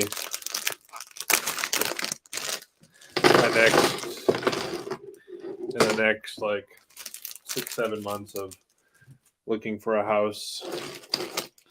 So the life goal currently of go get a house so I can buy more Lego. Not a place to live, it's just a place to hold your Lego, right? Really? I mean, I love the puppy, but I would like to be able to display more Legos in an appropriate manner and things like that. But he likes to smell things and is very curious. Not saying it's a bad thing, but I don't want to have to go fishing for Legos in his poop.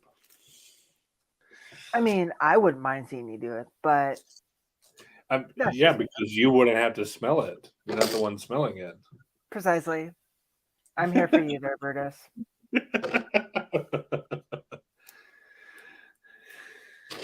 Yep. Let's see here. Did I screw this up already? Yes, you did. No. Oh, I'm good.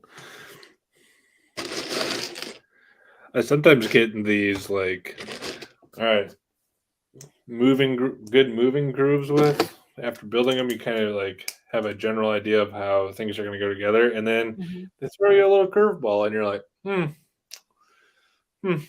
okay. So yeah, I'm just plugging along here. We're on bag number. What was that? 3? Yeah, you haven't been introducing your bags, dude. I know. I've been distracted with you talking, but yes, we're on You're bag welcome. 3. You're welcome. I appreciate it. I'm glad I'm not alone. I mean, the puppy's here, but I'm glad I'm not alone. Well, I'm here for you until I'm not. Is that a death comment?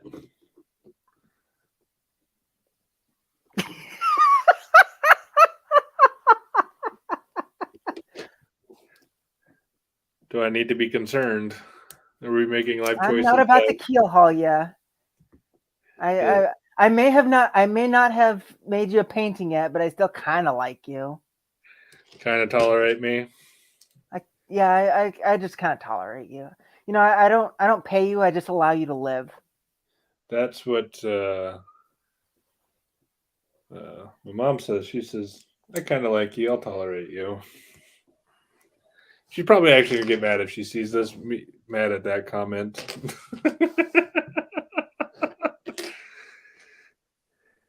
Say hi, Mom. Oh, my mom. Oh, hey, for you and anybody else out there, do not forget Sunday, not this Sunday, but next Sunday is Mother's Day.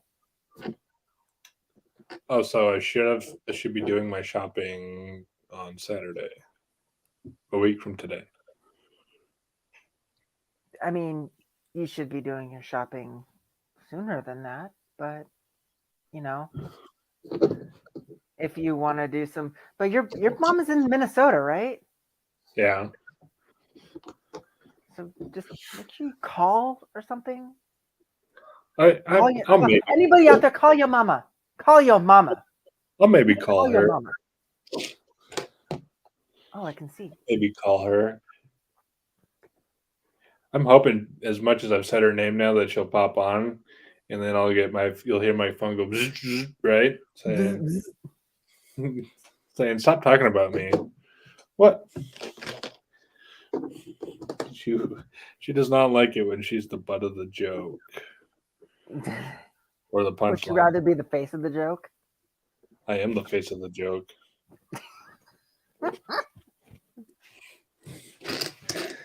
Oh. Now. Time to be hot. Dun, dun, dun, dun, dun. Oh, wait, that music's copyrighted. Can't do that.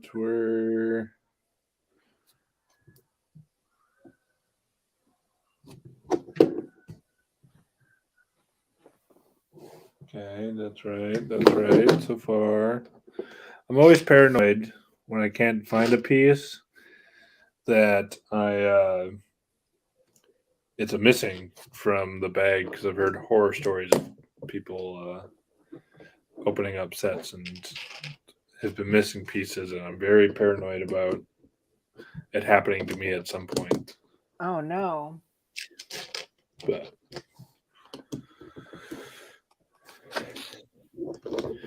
But is what it is at this point. Is what it is.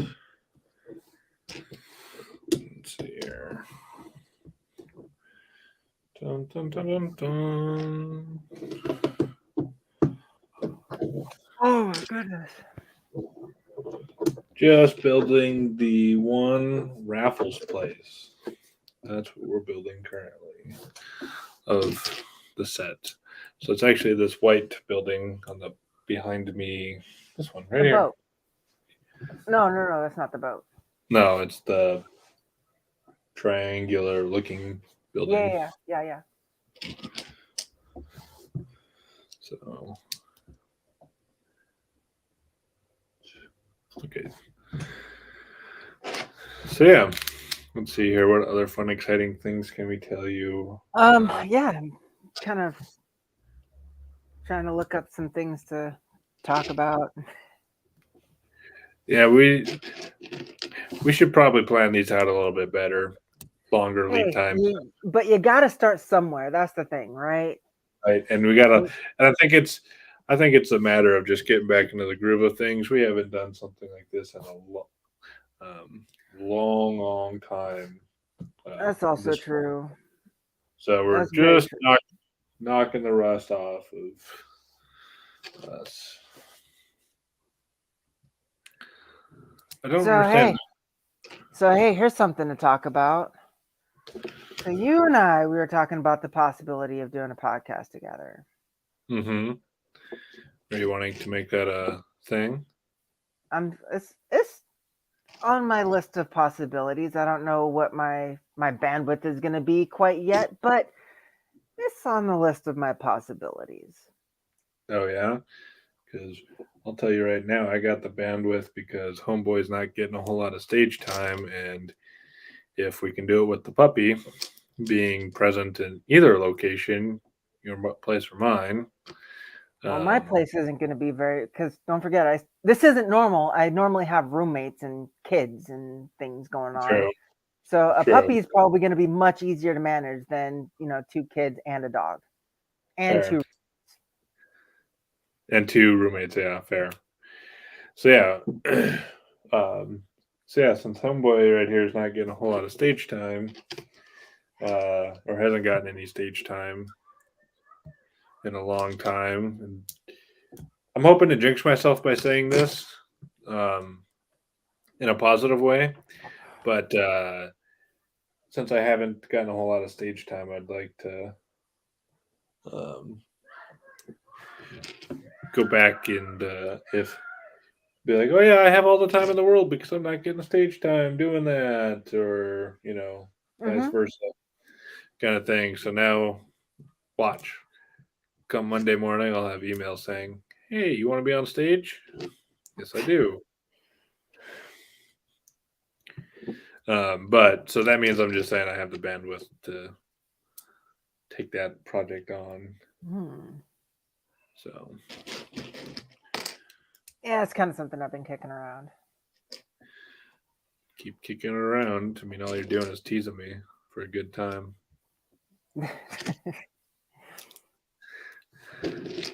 Such a tease, Therese. That's what I'm here for. Are you going to tease the viewers of anything? So I was thinking of names Names? for said podcast. Yeah. The Coalition of Really, Really Useful People Together. Or Corrupt for short. Supporting humor through acceptable, destructive yearning. Or shady. Information for melancholic miscreants or rants for acceptable laughter. Immoral.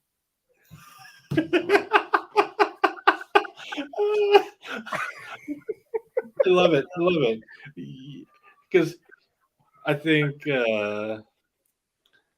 well, there's I'm always going to bounce back to say something llama related, which I think that might be a fun story to tell here. Or if you want to save that for the future podcast, we can do that. Well, we're already here. What do you got? Tell the llama story. Oh, Our llama. Oh, fuck. All right.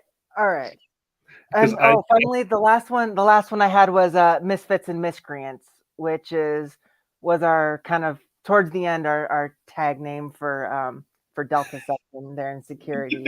It'd be kind of fitting.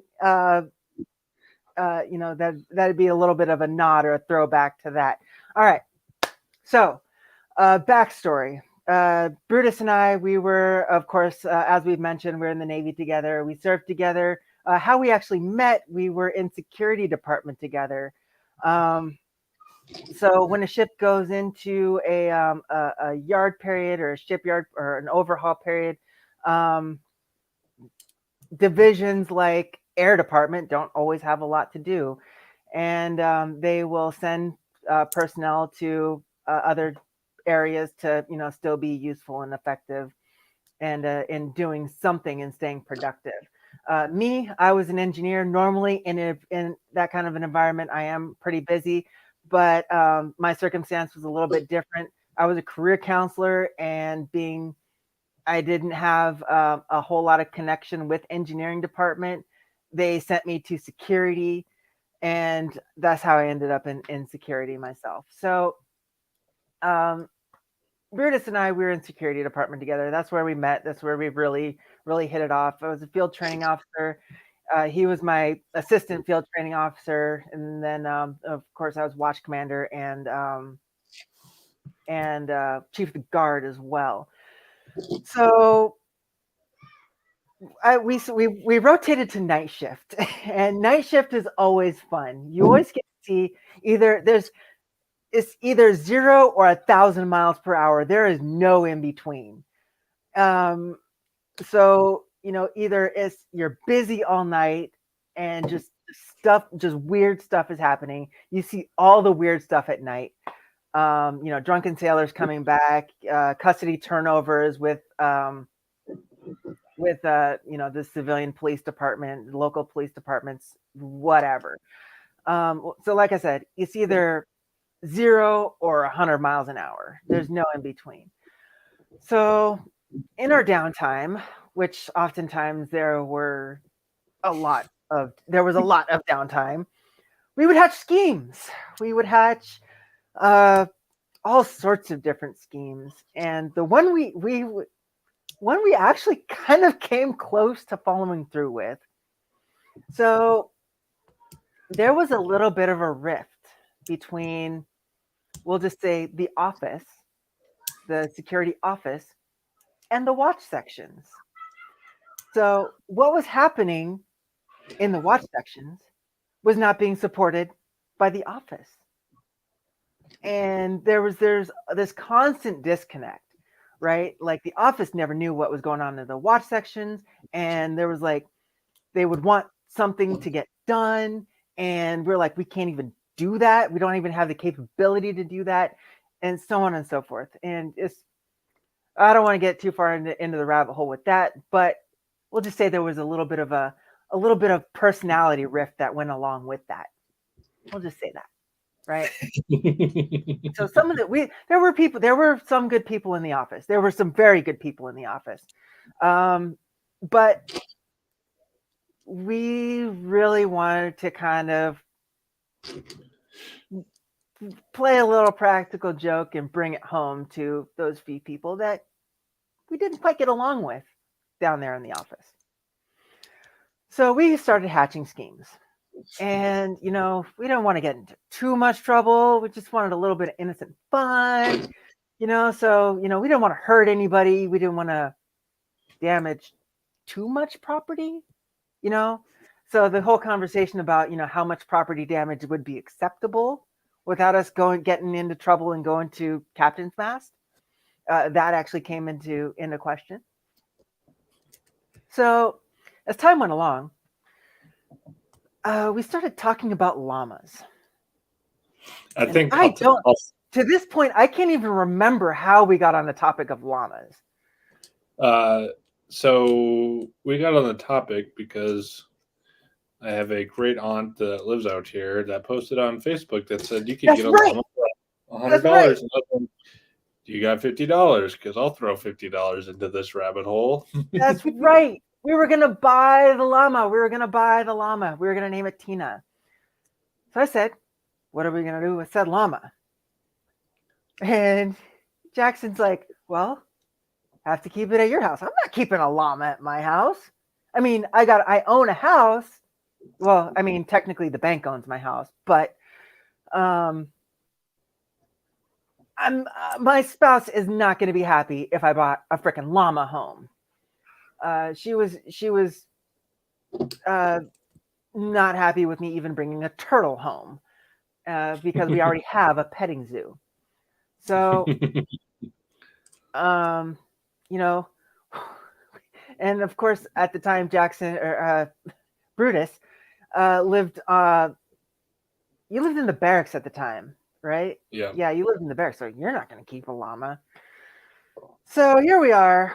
We really want this llama because I think actually how it really came up is we were talking about Napoleon Dynamite, and we were talking about Napoleon Dynamite and Tina the llama in that show, or I should say movie. It's a movie. So here we are. We're talking about Tina the llama in the movie, and then this offer comes up from his family members saying, "Hey, you got this llama for sale for 100 bones." Okay, I got $50. He's got $50. Where are we going to keep this llama? And we're just buying this llama so we can name it Tina, and maybe throw a ham at it at some point in time. Next bag. Bag 4, people. Bag 4. So, now everybody's wondering at this point, where does this whole rant about the rift between the watch sections and the office, where does that come into play? So Brutus and I, we started hatching a plan about getting this llama on board a ship in the shipyard. So we had it almost end to end planned out, like from of course, they're purchasing the llama. There was getting the trailer to move the llama. There was getting it on the base. There was getting it through security there at the shipyard gate, and then getting it past security in our own watch section. Which, I mean, that would have been easy. I mean, it was me and Brutus. Like, I don't think anybody would have been surprised if they would have seen us walking down the pier with a llama. So then the question was getting it onto the ship.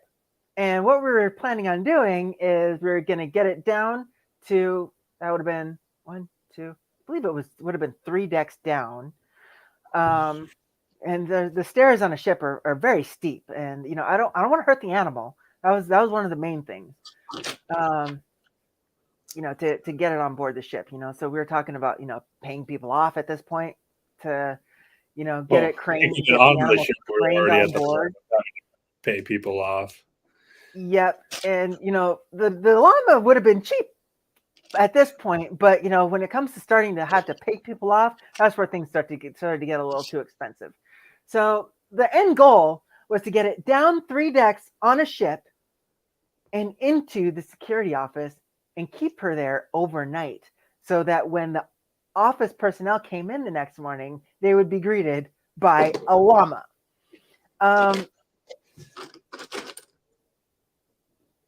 That was quite the plan that we had hatched there.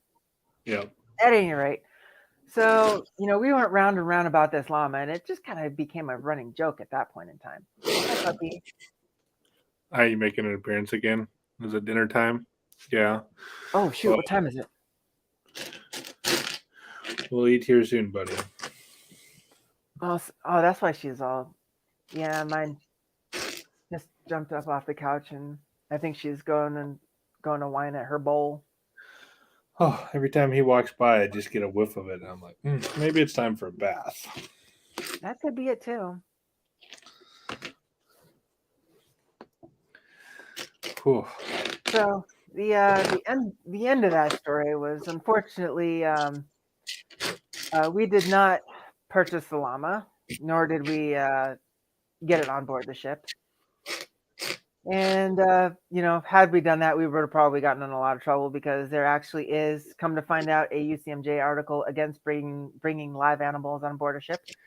So but it would have been a great story at that. So I think in retrospect, it might have been worth the reduction in rate, but at the same time, yeah, I do really appreciate my paycheck. Me too. And I would not have it if the current one I have, if that was the case. So Yeah. At any rate, that was where the whole llama conversation came from, and we've kind of had this weird back and forth with llamas ever since, because llamas are pretty cool actually. Llamas are really cool animals. I like most animals. I'm kind of an animal person in general. you are an animal, Therese. Wow.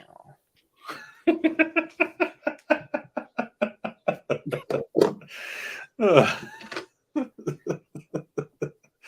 I'm I should supposed to be the not funny one here. I should, I, sh- I should have expected that, but well, it's because I'm distracted, and that's okay, and that's What? what we were expecting to happen is me What? be distracted, and then Okay. Do you want to be on camera too?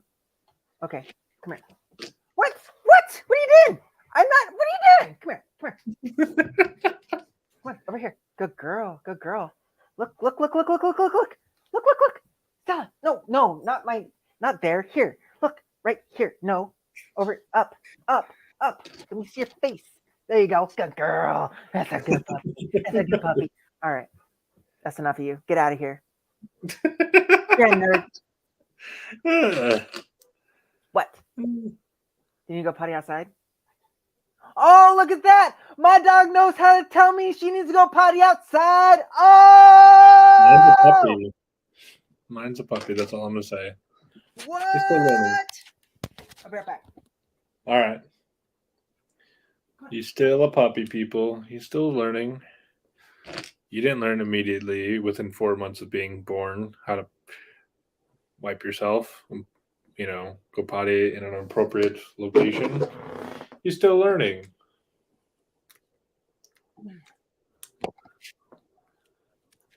Sorry, I've been watching a lot of regular show lately. Regular show? Yeah. What's that? We cannot be friends anymore. We I can't do this. I am logging off of this right now. I can't. How do you not know what regular show is? I don't know what regular show is. You got Hulu? No, I do not. Buy your ass some freaking Hulu and watch regular show. I will, but you gotta give me like a synopsis of what it A is. bird, a raccoon, a gumball machine, a gorilla, a muscle man, a ghost. Okay.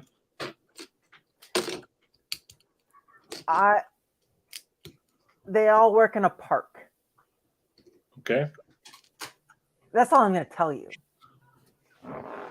Hey, we're not chewing on things. Fair enough. Fair enough.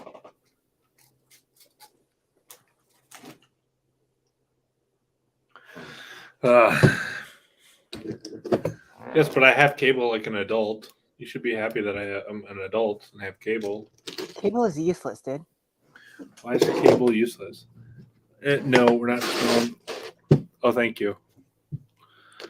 Are you trying to say hi? You want to talk to the people some more? No, you're camera shy?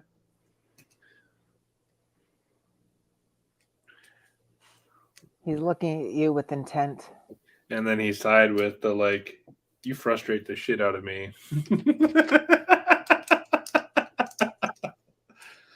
Kind of thing. But so regular show. Mm-hmm. Oh. Adventure Time. You ever watched Adventure Time? No. How are we friends? I don't know. Okay, you've been knocked down to acquaintance. That's it.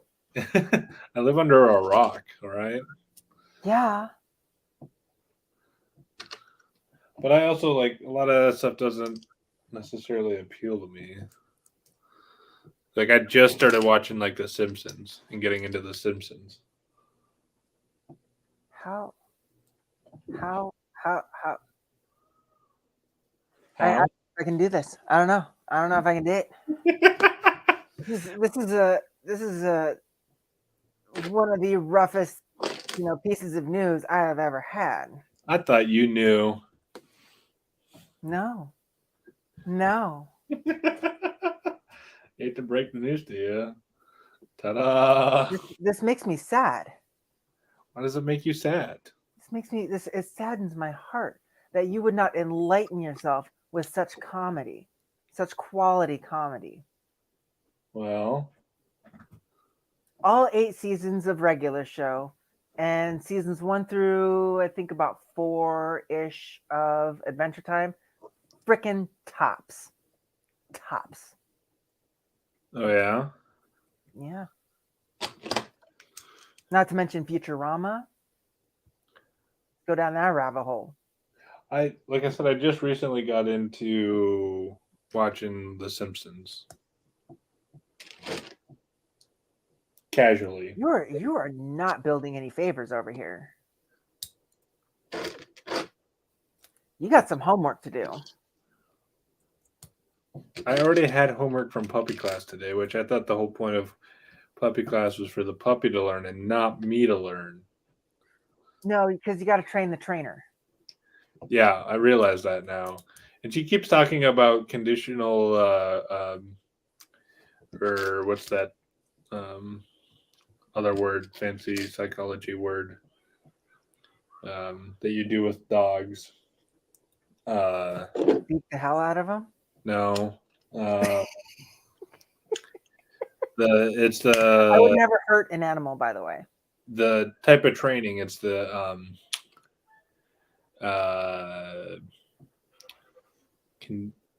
conditionally, that's not the word. I'm trying to think. Classically conditioning. It's whatever Pavlov did, with the whole bell. Oh, Pavlovian. Okay. Yeah, the bell thing where it's like traditional. Yeah, Pavlov absolutely kicks our ass in this house. So let me talk a little bit about Pavlov, right? So for those of you who don't know who Pavlov is, he was a psychologist, and I think he was either Russian or Ukrainian, somewhere over there. At any rate, so his experiment had to do with feeding his dog. Every time he would feed his dog, he would ring a bell. And it got to a point where he would ring the bell, and even though there was no food in the dish, the dog would act or react as if there was food in the dish, right? As in, like, salivating and, expecting something to be there, but, in fact, there wasn't. So in my house, I have a dog, a guinea pig, a turtle, a lizard, and 2 fish, right? A partridge and a pear tree. Yeah, I told you I have a petting zoo. We absolutely love animals of all sorts in this house. So when a certain event happens, all of the animals react, right? So at a certain time period, usually in the 6 o'clock hour, which is where we're at right now, which is why I had to go let the dog out. That's usually when I clean the guinea pig cage and I give her lettuce. So, and then I also feed the turtle. He gets lettuce. So when I open the door to let the dog out, I usually bring in the pool to do the guinea pig cage. When I bring in the pool, the guinea pig starts gnawing at her cage, ready to get out.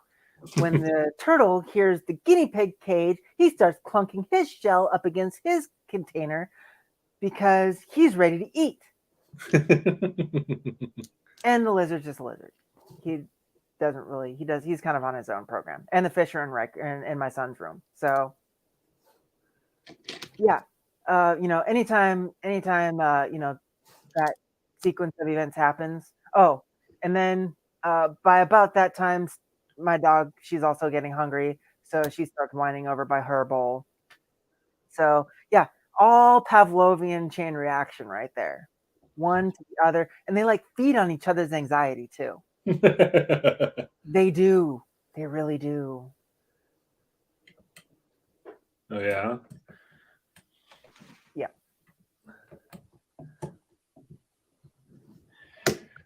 Now I'm starting to build the hey, we're coming close to the microphone and that's loud in people's ears, buddy.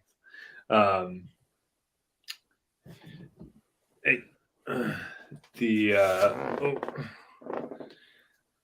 I did something. Oh, let's see what I did wrong. Off.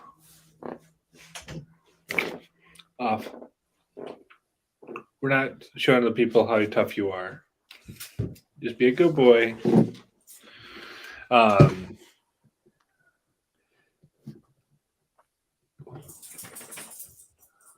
This is what. Now I have a brain fart. What were we talking about? Pavlov. Yeah, I don't remember where I was going with that train of thought. No, I'm completely. That train got derailed. Yeah. Shiny object syndrome. And for this shiny object was the puppy this time. So shiny.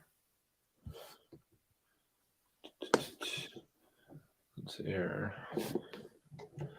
Damn it, that pisses me off that I can't remember what that thought process was.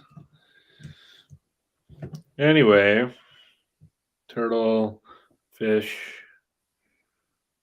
Petting zoo. petting zoo. Still can't remember for the life of me. You know what the answer to that is? What? Suck less. Suck class. Yeah. How do you suck class? Educate me. Suck less. I'm trying, but I need to be educated. There's a lot of things I don't know. Whatever you're doing, do it better. I'm building Lego, and I think I do it okay. Suck less. Yeah. Oh, I think I was going to start talking about the boat hotel, which is what I'm currently. Oh yeah, the boat. I'm on a boat. It's a cool hotel. It's this little thing back right here. Fairly iconic in the Singaporean skyline. Yeah, I would have loved to. I didn't get to make it down that way. Would love to go back there and go stay in there because I'd like to go on the pool because the pool, it's like a one of those infinity pools where it looks like you're going over the edge and it's on the roof of the hotel. So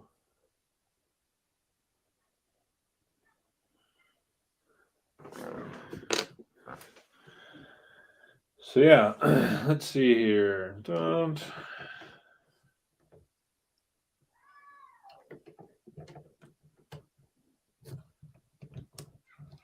Building that, building this, bricking.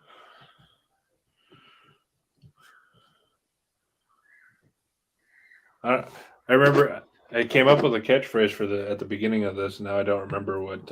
Let's get bricking, people. Let's keep bricking. Is it important to have a catchphrase? Is that a good marketing tool to have? Oftentimes, yeah. So catchphrase, slogan, if you will. Anything really to make an impression on the viewer and help them to remember you and what you do. So what you're saying is don't get naked to get people to remember me. I mean, you can, but I don't think Facebook community standards would appreciate that. Probably not. Are you interested in smelling what Singapore smells like there, Maverick? Because I mean, if you think about it, if you want to talk about, marketing type schemes that involve nudity, You have Khloe Kardashian, who did a nude shoot for PETA. You also have, of course, everybody knows about Red Hot Chili Peppers and their little stunt with the going on stage with nothing but a sock on. No, I don't. No, I don't. Tell me about that. What? Oh, I'm sorry. I'm a product of the 90s. So for anybody out there who may be on the little bit of the younger side, the band Red Hot Chili Peppers, out of I believe they're from Southern California. I learned about them in my history of rock class. In their humble beginnings, I believe it was Lollapalooza. Might have been Lollapalooza. I believe they were probably all pretty either drunk or high, if not both. And they went on stage they got naked and went on stage and had nothing but a sock wrapped around their. Yeah. Yeah. That's interesting. Probably didn't get banned back then. Well, I see what you did there. They did get banned because actually, that instance is what pretty much catapulted them into the forefront, because at the time you still had things like MTV News that ran that piece over and over and over again, and that pretty much catapulted Red Hot Chili Peppers into fame. I mean, it was a good marketing scheme on their part. If they I mean, intentionally, it was just the band being a band in all reality. I don't think it had any intent of any kind of marketing ploy, but yeah. Yeah. I mean, I put it in kind of a marketing category because of course, my marketing background, but and of course the end result of where it ended up taking them. But I don't think it was, at the time, I don't think it was intentional, and I definitely don't think they knew or understood where that would take them. That's fair enough. Speaking about getting the band back together, we should try and find as many former bandmates and get back together with them. Bandmates, as in Security people we knew. That are, what's that? pass. Why? There's only a handful that I would say. Yeah. I think one or two of them still live in the area. I got a few people on Facebook. The ones worth keeping in touch with. And don't get me wrong, there were some great people in security. And it just so happened that our fates met us back up. That's pretty cool in the dynamic that we have. I'm still waiting to go out and cause mischief. But I think a lot of people have kind of scattered to the winds. Like, yeah, for sure. That's for sure. It's just kind of the nature of the military, kind of is how it is, Pretty sure I passed one today at Walmart that I think we both looked at each other and being like, you look familiar. And the other one just had longer hair, and I clearly had the beard. Should have said something, but we'll see. I'm half tempted to actually send him a message on Facebook and be like, "Hey, were you at Walmart today at such and such location?" So, but he's also you just look at him and he's just has that like sad, like I'm in pain and misery all the time look. Oh, that's too bad. Well, I think you know who I'm talking about. You just described like most of the Navy right there. Engineering department security. You kind of had a shitty job. No pun intended. I think I know who you're talking about. Yeah. Yep. Pretty sure. Yeah. Like I said, pretty sure I ran into him when I first moved out here. I wanted to be like, hey, yeah, want to meet up with you. And now it's 4 months later, and I haven't hit him up. And then it's just funny. I see him in Walmart today. He just looks, like I said, he just looks so miserable in general all the time now. It's just like, yeah, how are you not happy? Like you're out and like you're living life, and like I don't understand. I mean, You know, the thing is, Brutus is like, not everybody has a great time after they leave the Navy, man. well, they Like, weren't having a great time in the Navy either. well, I mean, the thing of it is the Navy.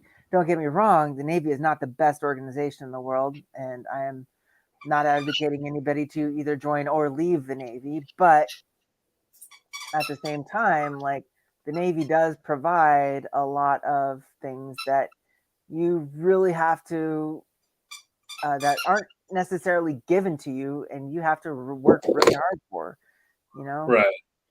so I mean, when sometimes when people get out, they don't realize all the things that the Navy actually did provide, and it kind of a culture shock to them. You know, they have a hard time out in the real world where you can't just fuck up and everybody's like, oh well, oh well, there's another $2 million part. We'll just order another one. You know. Yeah. Yeah. I guess I forget about that aspect of things. Hey, puppy wants to play, dude. Yeah, he does. Are you just mad because you can't play with Legos? Is it because you don't have thumbs? What does that mean? No.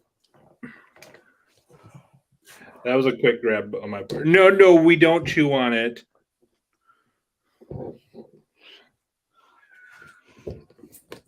So, yeah, that's true. I forget about that, but they were also eager to get out. So, Well, I mean, most people. I mean, I'm eager to get out. Don't get me wrong. but you're also at the tail end of life I'm at the tail end of life. and in Jeez, the Navy. In the Navy, you're giving me an end date now. Okay, Grim Reaper. you're the Grim one. Reaper Brutus. You're the one talking about having an end date. I'm gonna wither and die. I'm sorry, I got slightly distracted as I'm picking up the last bag and a whiff of shit at the same time. I'm sorry. All right, it's kind of confusing my brain. Well, don't freaking blame me, and give me a freaking end of life sentence because you're having a tough time over there.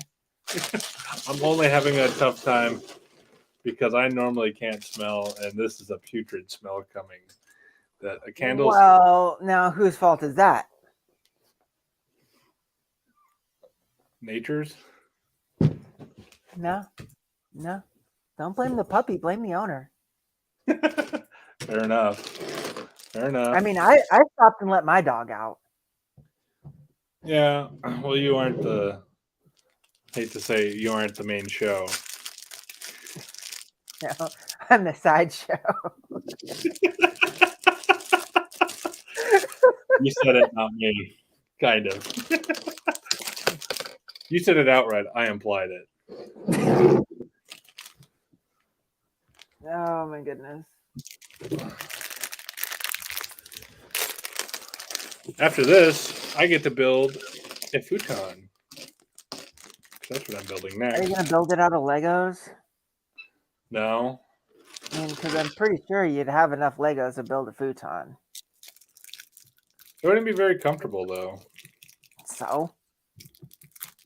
I want to be comfortable. It's overrated.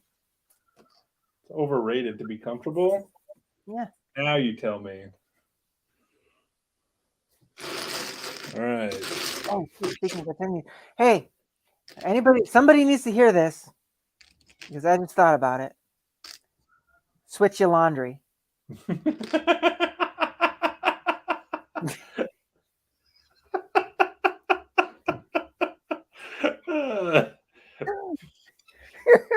do you not know right now I'm that person that needs to hear that? You're welcome. But I can't do anything about it.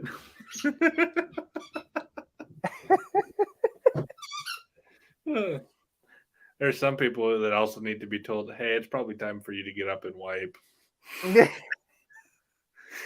That numb feeling's not healthy for you either.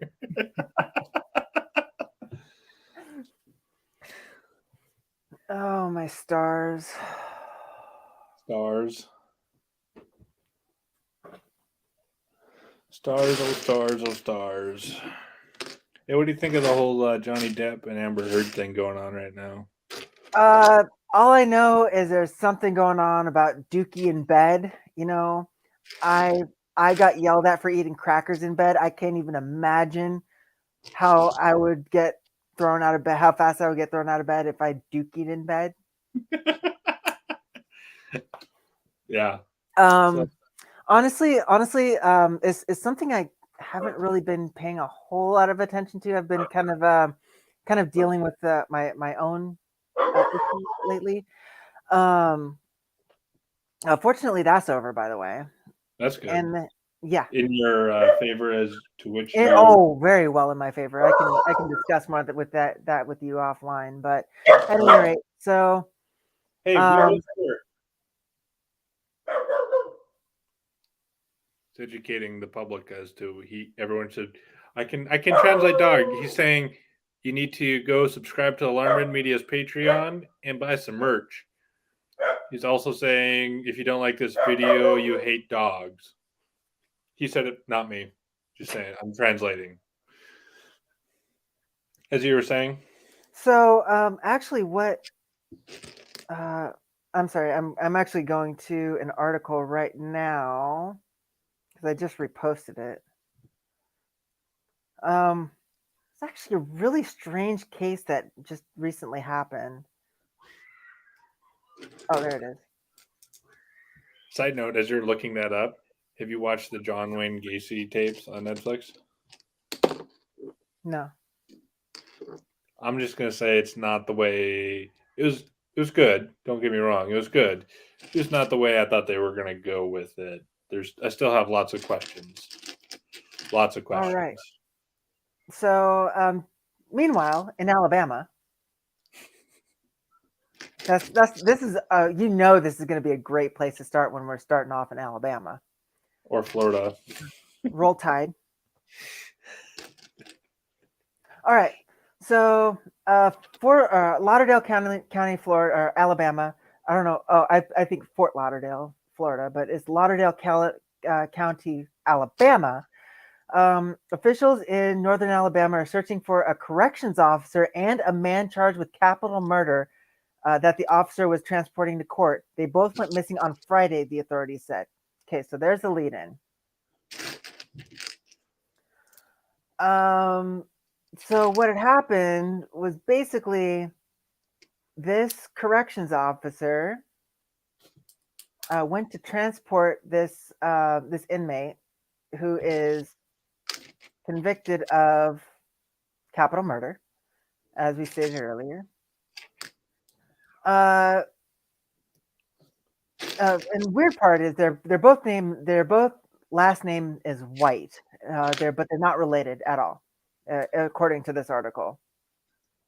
They have not been seen since about 9:30 a.m. Central Daylight Time on Friday. The TV show or the news reported.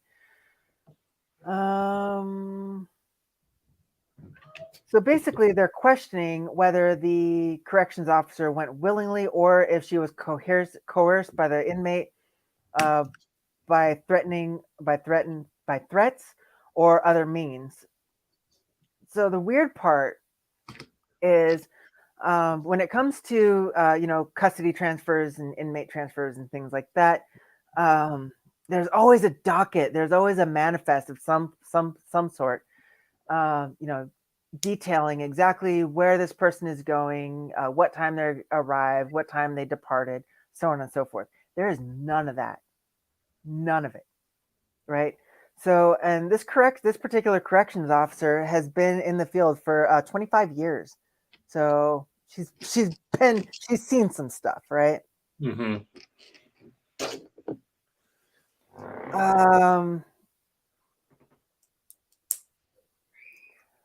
So Lauderdale County Sheriff Rick Singleton said in a statement that the evidence in the disappearance of Alabama corrections officer Vicky White and capital murder suspect Casey Cole White is pointing toward the deputy helping the inmate escape. Yeah. Like I said, the question is, did she do it willingly or was she coerced? Indications are so no court appearance was. So the corrections officer claimed that the inmate had a court appearance for mental health evaluation, and there was none of that on the docket. There was no appointment scheduled, nothing. And then so normally in any kind of a custody transfer, especially with a flight risk, high risk person like that, there usually there's more than one officer involved in the transfer. It was, in this case, it was just the one person. So very, very strange circumstances surrounding this whole situation right now, and kind of wondering how this is going to unfold. I think this is way more interesting than somebody shitting in somebody else's bed.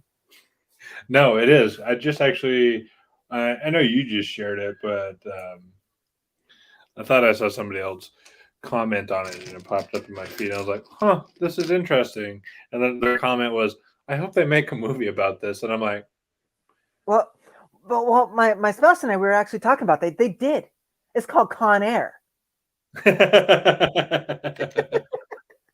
Yeah. I want one based on a true story, all right? The Fugitive. Shawshank Redemption. Shawshank Redemption is based on a true story? Well, I mean, it is in this way. Huh? What? I said it is in this brain. Oh, okay. You and my brother.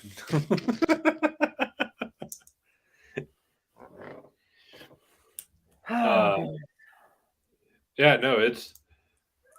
I'm interesting. I'm very interested to see how that plays out, just because it's like, yeah, I don't know.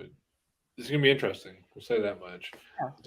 Yeah, you want to take it over under on how long? And we were actually talking about the possibility of cartel being involved, and this officer is very close, 25 years, very close to retirement, as the article states. And was she coerced? Was she threatened in some way, shape, or form, or family threatened, or was there some kind of offer made that she couldn't refuse? So there's all sorts of circumstances that we're kind of talking about here in the house, and there's so much speculation, but it's kind of a fun little mystery at the same time, and I'm kind of all about that. So yeah, I'm hoping I see some follow up here within the next days or something like that. I hope everybody's okay. Don't get me wrong. yeah. But I want to see what the outcome what's going on with all that. So How long, if it's a case of they're on the run, right? She did help them. How long do you think it is before they're caught? Well, and that's why I kind of brought into the discussion cartel involvement, or some kind of gang related involvement, because they know how to relatively keep things hidden for the most part. It's They kind what? of what they do. Say that part again. Is they kind of keep things. They know how to keep things relatively hidden. It's kind of what they do.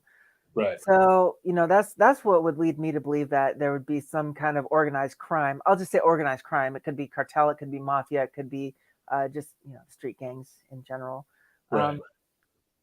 So, that's kind of where my brain went, and it's kind of the only way that I can rationalize something like that, especially with somebody, with the career background of law enforcement like that. Hmm. Um, but at the same time, somebody having a career of law enforcement background is also going to know a little bit better how to hide and be undetected by their peers, or I Right. should say former peers.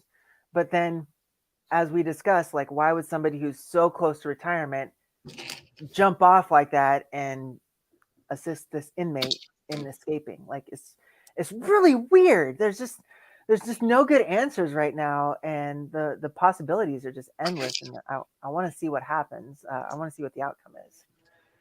And see me doing what my day job is. I'm like, hmm, I understand. I can, I can. To me, the leaps like they make sense, Yeah, especially with everything that's going on in the world right now. The leaps make sense. yeah, yeah, Um, definitely. so definitely something I would love to incite you with more offline, just because it's then we're starting to get into day job things and I know you uh, can't talk a whole lot about your job, but yeah. Well, there's that. we're just kind of talking and theorizing this afternoon about it's an absolutely fascinating case, and way more interesting than two narcissists battling it out in court. And it's exactly what it was. It was a low key narcissist versus an open narcissist. Like, that's what that was. And I I just I'm no, I don't have the bandwidth. I don't have the time to look into that and really care. Some people are on Johnny Depp's side. Some people are like, oh, believe the woman. But the court. That's what courts are for, is to drag out the truth. yeah, And the courts will find out really quickly. There's this wonderful thing called discovery. Um, I and maybe a lot of the clips I've been seeing has been very pro Johnny, um, but I'm just like the things that keep getting pulled out and like the clips that I keep seeing. I'm like they're very entertaining, and it's very clear that the Amber Heard's team is very new at mhm. the game. Oh, her legal team. Yeah, is very new at the game and is very yeah, just needs some help. So, but that's just my thought process of what I've seen and understand. So, Cool, cool. yeah, Like I said, like that's kind of been the least of my focus right now. Um, like I said, I've got content to create. I actually should have been doing that rather than sitting here yakking at you while you're bricking. But it's I okay. mean, I've only got what 4 or 5 more days until I need to figure something out. I think I figured out a resolution to continue my Adobe access. What's But that? I think I'm just gonna do a reduced package, because I love having the full Adobe package. I love Hmm. having that kind of power, in my creative realm. But after taking a step back and being really objective with, the type of content I create for both you and my other client, I think I can get away with just keeping the Adobe Express package, which Hmm. is only going to be $119 for the year. So, Oh, or that's 109. cool. And then Yeah, once you get more business, like obviously you can. That's yeah. an easy justification to buy more. Well, that's true too. And so what I did is I was able to scratch together uh, pretty close to enough. I'm just waiting for it to transfer to my PayPal so I can pay for it. Hmm. Um, So yeah, I think I'm gonna be okay to continue creating content on That's it. all that matters, right? Yep, yep. I keep wanting to So look at my computer, which is right here with you, but I gotta remember I gotta look here at the camera, at the people, no, look at me. and I'm so stare much into better their to look soul, at. Look at stare into me. their souls. Over here. Over here. You can't see me. You can't see me. Ah, you're right. I can't see you. 'Cause I'm bricking You almost along here. done? Yeah, I am. I Because mean, we've been at this for 2.5 hours now. yeah, but you also have to understand. I delayed. I gave a long lead in time of teasing it and talking about things, and um, had to get up a couple times. Well, I guess I really haven't gotten up since I've started, but like this is pretty par for the course, I would say. But yeah, no, I'm coming close. I'm trucking along. I mean, the top of um, the hotel's done, and then it's just the fancy botanical garden sculptures that are left to do.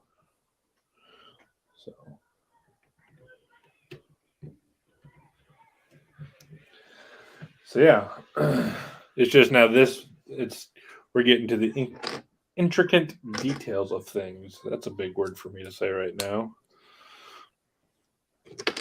Intricate details, my fist in your face. Yeah, come do it. Nerd. I haven't been smacked around in a while.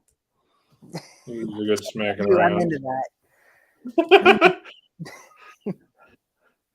And somehow I think I remember you telling me that. And do you think it clicked with me? No.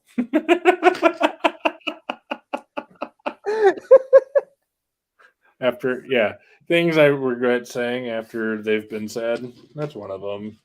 Oh, jeez. Sarcasms. I mean, did I Yeah. pick this up? You live and you learn. Well, you only make that mistake once or twice. 3 times if you really want to have fun. Well, I'm a slow learner. I hit my head a lot in the Navy. So it's more than 3 times.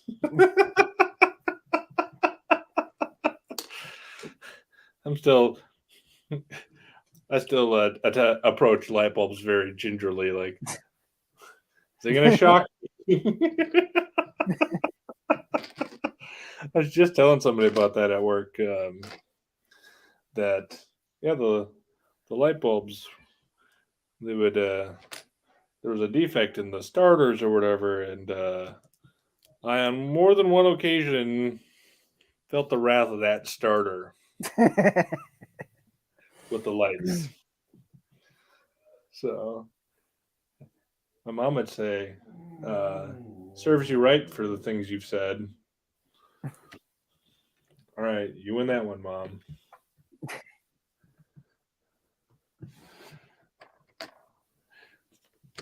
I'm not a speed builder, but I do think I build pretty fast. This was 800 and some pieces. Oh, wow. Yeah, so it's not um, small by any means.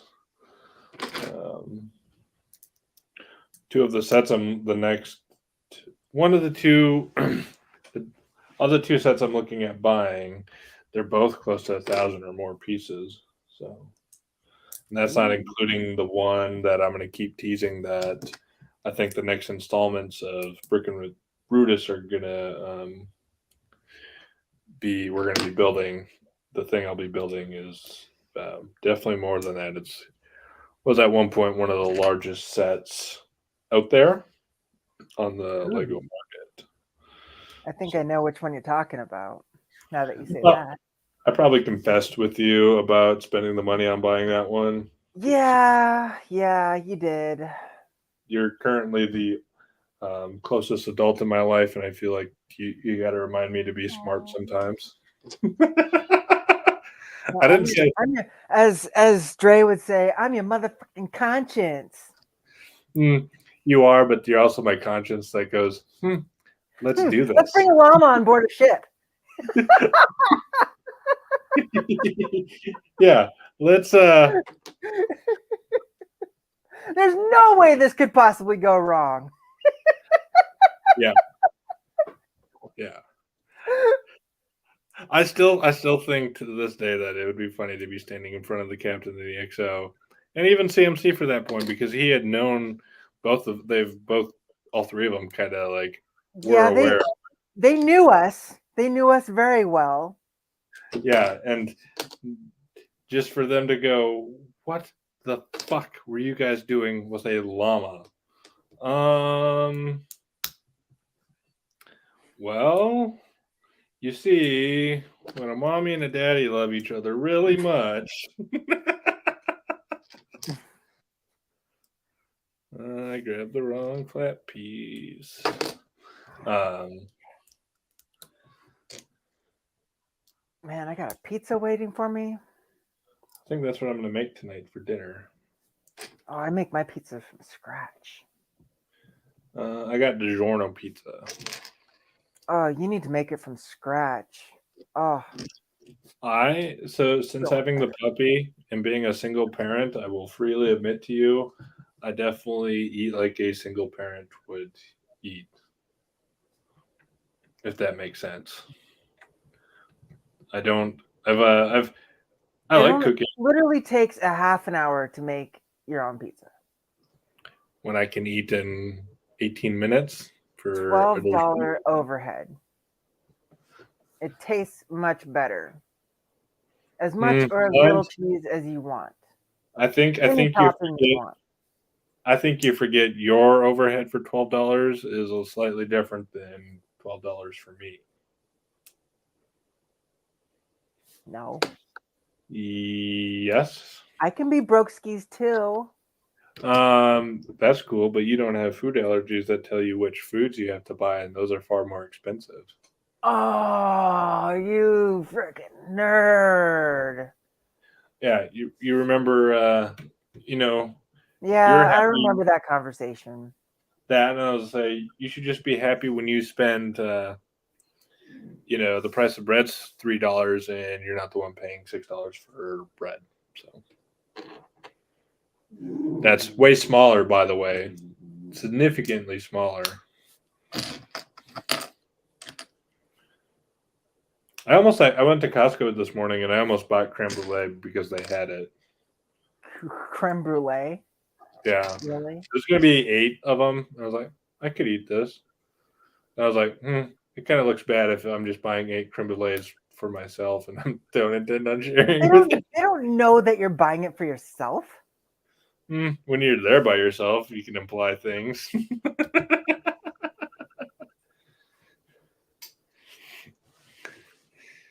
But you're right, they don't, and nor do I care. But I was also like, I probably should be an adult and not buy 8 creme brulee just because I can.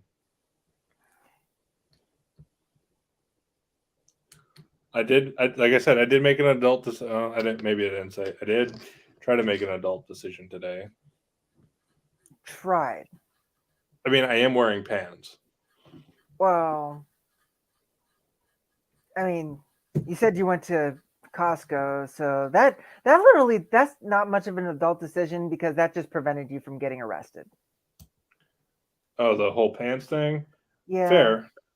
But like I've been home from Costco for a very long time. I could have taken my pants off at any point. Yeah, but that's called public indecency and in your own place? Oh, well, I mean, you're live in right now, so I mean, community standards? Yeah. I think my apartment has community standards and they agree I have to wear pants.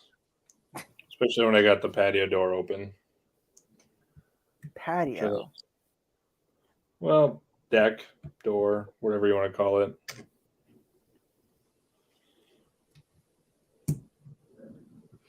All right. Can go ahead. Okay, now we're gonna talk here.